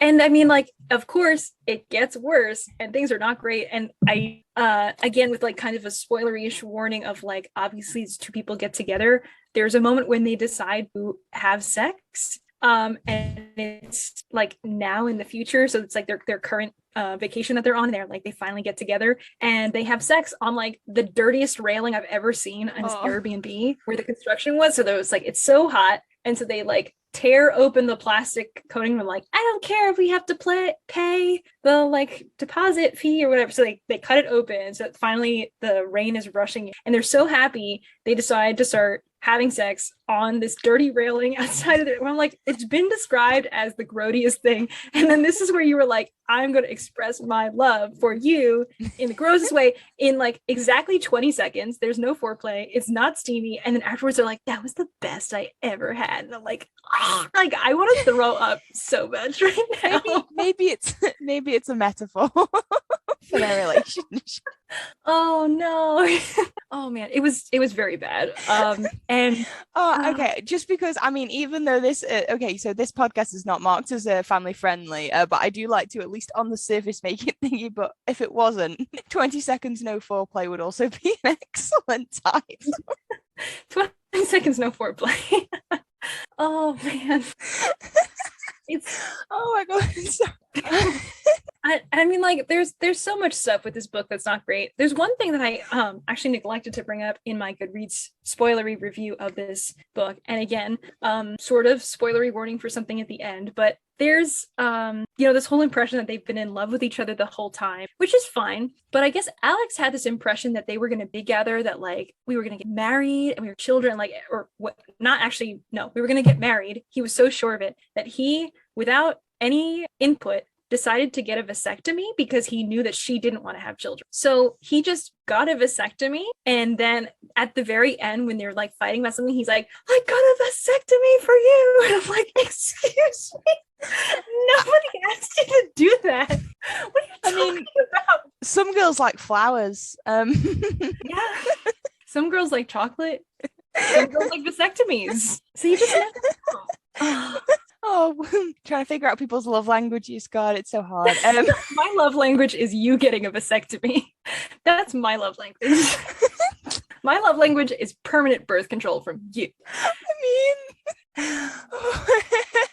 I mean, I actually probably know some people that could work. Oh, and I mean, like, perfectly great if you have that conversation with your partner and like, this is our decision. But the idea of like, here's this person I've been pining after for 12 years, and 10 years ago I got a vasectomy because I was pretty sure we were going to get together. So I was like, okay, sir. There's no reason he couldn't get a vasectomy later on in life. Like, you weren't even together. So okay. Oh, okay. I mean, yeah. I think you should add that to your Goodreads review. I should. I should. That's that part someone else brought up, and they were like, what about that vasectomy part? I was like, oh my God, I can't believe I forgot. I cannot believe. No. Oh my God, sorry. People, like, I cried so much reading this. I'm like, yeah, me too, but for different reasons. Okay. I honestly actually don't know how we top that. That's why I had to be number 5, or maybe it's really number 1. I don't know. I suppose it depends on which way you're counting. Yeah. Oh, okay. So I mean, those are 5 choices. But so those are your 5 choices. Very quickly, some honorable mentions that almost got banished, but they might be allowed to say. Yeah, I mean, there's a few that definitely, will always be just sort of like womp womp for me in general, but any of these books in general are just kind of like not nearly as infuriating, I guess, for me. So or some of them are actually not even because I disliked them, they're just things that I'm like, I can't read that again. Something along those lines is like, and please don't cancel me for this, there's a book, On Earth We're Briefly Gorgeous by Ocean Vuong, which is so highly regarded as this most beautiful book. That book nearly gave me depression for a month. It was so sad, it was so upsetting. Didn't help that I was also listening to Folklore by Taylor Swift the whole month only. So yeah, I mean, it really was not doing myself a great service with that, but that's another what I'd prefer personally not to read that one again. Even though it was very beautiful, it was just like, oh, pain. There's a book that I've also spoken about a little bit at length, Disfigured by Amanda DeLuc, and this one is, it seems, again, great from the outside. This is supposed to be a sort of like half memoir, half informational nonfiction about disfigurement in fairy tales and how, in general, we treat disfigurement and disability poorly in a lot of our fiction. So it does sort of try to dissect some fairy tales and talk about how some of the characters that are treated as villains are often also the ones that come out with disfigurements or go in with, like, they're treated like their features are not as beautiful as the protagonists. And I think a lot of that discussion was pretty interesting. Although some of it I was a little bit confused, like apparently the Little Mermaid is supposed to be like an analogy for cerebral palsy, but I'm a little bit confused as to how that would work. Is the tail the human legs? Like which one is the wheelchair? Which one is what? Is there freeness of movement or not? And service of being able to move more freely as it's a little bit of like kind of miscommunication of like, what does this imply? And then there was also some just like strange things in the middle of this. So for instance, the author just all of a sudden like starts praising Kate Middleton as like, I love Kate Middleton. She is a princess. I want to be just like her. I'm like, okay. And then there's like 4 other chapters that are just about Kate Middleton. I don't really know why. But she's not part of a fairy tale. No, not at all. But it's just she's a princess. So let's talk about that. And that was right before a bunch of drama with the Oprah interview leaked that I had read this, where I was like, oh, what great timing for this to come out. And that's not accounting for the way that it actually spoiled Game of Thrones like 3 times for me. I was like, hold on a second. So this book came out like basically a year and a half to 2 years right after the throne, and they just like spoiled everything in the last few seasons. I personally am not caught up. But they're just like, oh, and here's an example of this when Daenerys did da, da, da. I'm like, whoa, what are you talking about? This is not a fairy tale. This is Game of Thrones. Yeah. There's a fantasy element in it. Does not make it, or a princess in it apparently does not make it. What are you doing? So and I remember having listened to this on the audiobook and just being shocked. I was like, okay, pause, okay. An audiobook, you have no way of like, and there's no way of like singing it. You're not gonna know it's gonna happen, right? So and then they go like, and then of course in season 8 went blah blah blah. I went, whoa, you just did it again. how much further do I have to skip past all the spoilers in this book? And it was pretty kind of weak argument of what the author was intending to portray with this in the end anyway. So I was not particularly impressed. I did not rate this 1 star. I still thought it had some value, and it was still there's value to it as it is a memoir in part. But I think in terms of some of the nonfiction and some of the issues that it tried to address, it definitely could have used a few more passovers in the editorial field. So it was a little bit more of an okay read for me. And a couple of other sort of more okay-ish reads that are not on my shit list, but still kind of on my not favorite list. So there are things like I think I gave it 2 stars, Darling by Kay Ankrum, which is a Peter Pan retelling set in the modern day. There's no fantasy, was a bit of a surprise, and also did not work for me. Very nonsensical. Felt a lot like kids playing pretend outside, but published as a book you're supposed to take seriously, with some type of twist in it that did not really serve the rest of the story super well. And I guess that's all I can say on it without really truly spoiling it, unfortunately. And then there's some that are well loved, like Ninth House, The City We Became, They Both Die at the End, that are generally some people's favorite books, 5 stars. And for me, they're usually pretty just okay average, or like not that great because of certain elements. I mean, Ninth House, I think, is so well loved from this dark academia setting, which is very fun to think about in some degrees, but a lot of, again, like weird stuff with like sexual assault and how it's handled, with this whole like I am this dark brooding character and nobody understands me, but I'm the only person who can solve this case, but not in a fun like noir detective way, more of just a classic YA nobody understands me except this is new adult perspective with just like a wild amount of sexual assault, where I'm like, why is this in this book, and why are we doing this? How can a ghost sexually assault you? I don't even really want to dive into this, but like, how is that what's happening in chapter 1? I mean, it happens in some one of American Horror Stories. So I mean, and Ghost, from everything I've been able to I've never seen Ghost, but that's the vibe I get from it. There's that one scene in Ghostbusters where a ghost like takes off was it Bill Murray's like belt or something, and I'm like, how is this happening right now? That I don't want to think about. That's a new take on Ghostbusters. And then I mean, there's elements in like The City We Became that did not work great for me, with so much nonsense. There's an idea that there's like these 5 boroughs of New York, and so there are these 5 avatars inside of New York that are responsible for the well-being of the city as it's coming alive. And I think there's like some interesting stuff to explore here, but I do feel like it would have benefited better as like a shorter story, which I think it did start off as, or just not to be taken so seriously in some senses, because with some of the stuff they do, it's kind of like, are we working with a found family or people who are just shoved together to deal with this weird, fantastical, supernatural event that we have to stop? And then it's like they're like, we should sacrifice ourselves. I'm like, why? Like, you have no evidence that would work. You don't know how any of this stuff works at all. You guys are all not very functional. And this is the cast that was chosen to save New York.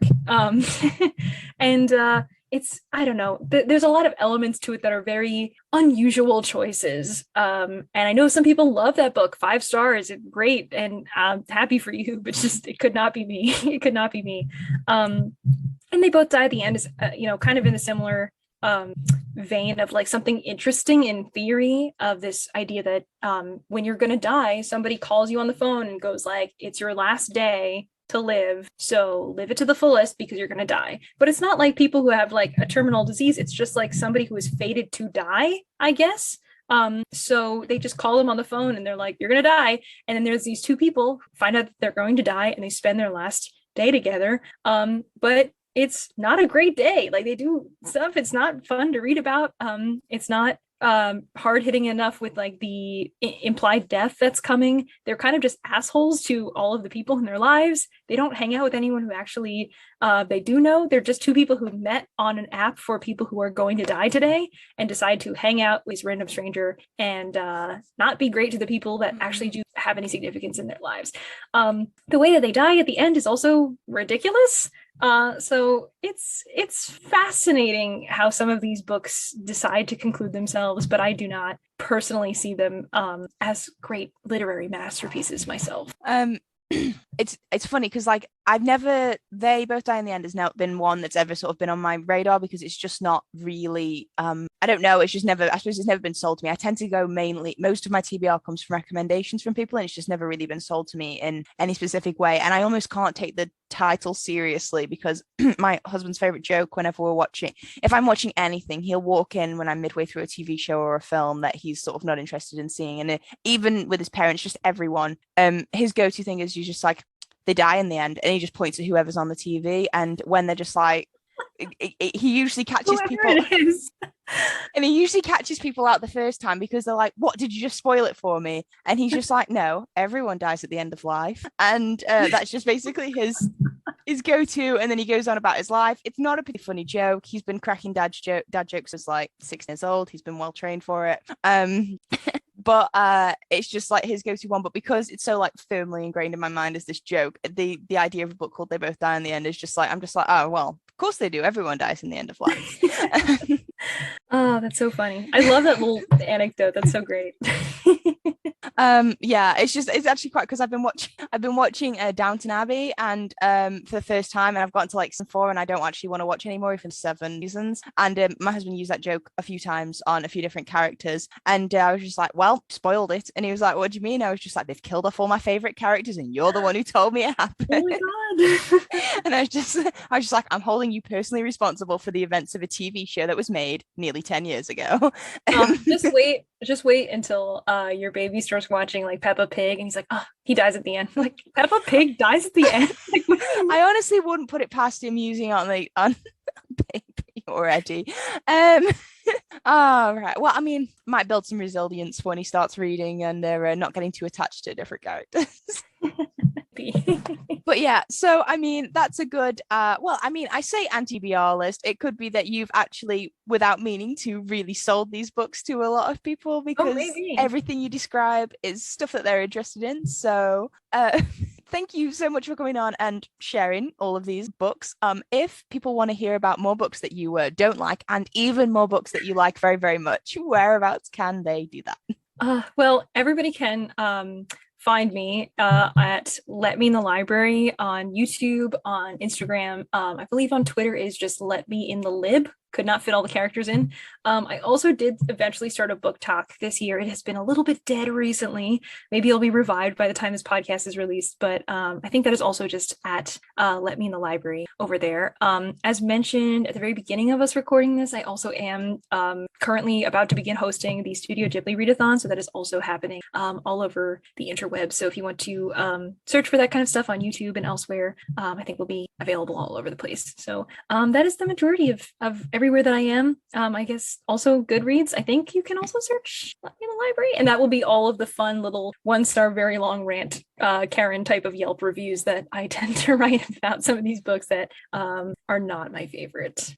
Yeah, thank you so much. Definitely listeners should go and check out Rachel at Let Me in the Library. All excellent videos, content, and lots of positive recommendations. And you should also go back into the archives and check out Rachel's regular episode of the podcast where she talks about her 5 book to take away to the island, the 5 books that she loves the most. So if you want a little bit of a contrast. Oh, and that's so interesting because sorry to do this near the outro, but I was I had recorded that episode last year, I think in April of 2021 or something. And then shortly after, I was like, I think I changed my mind. I think some of these maybe I wouldn't do this anymore. But it's so interesting to see how people adapt and change and all of that. And like, not to do a whole corrections type of ordeal, but it's so fun to see that like, these are the things that people love of the year, or they think they love it of all time. And then upon reread or upon discovering new things, there's always something new. So I love that you do this podcast. It's so fun. And I love seeing, friends that come on this podcast and just new people and discovering them. So always so much fun on the Stellas podcast. Awesome. Thank you so much. That's so nice to hear. That's what we like. And yeah, that's part of the reason why I don't really want to do my list, because I know it keeps it would just change. I'd have to do it again every episode. One day we'll see. Maybe the books to last of the month, maybe. But yeah, definitely. Okay, well, listeners, go check out Rachel. And if you want to follow the podcast, we're at Books to Last Pod on Instagram and Twitter. And I think Instagram made me Facebook, so we are on Facebook. You can follow on Facebook as well. And Books to the Last is now on YouTube as well, so people can listen to the episodes on YouTube if you are more of a YouTube listener than a podcast app listener. So yeah, go check us out at Books to Last Podcast on YouTube as well. So yeah, until next time, bye for now.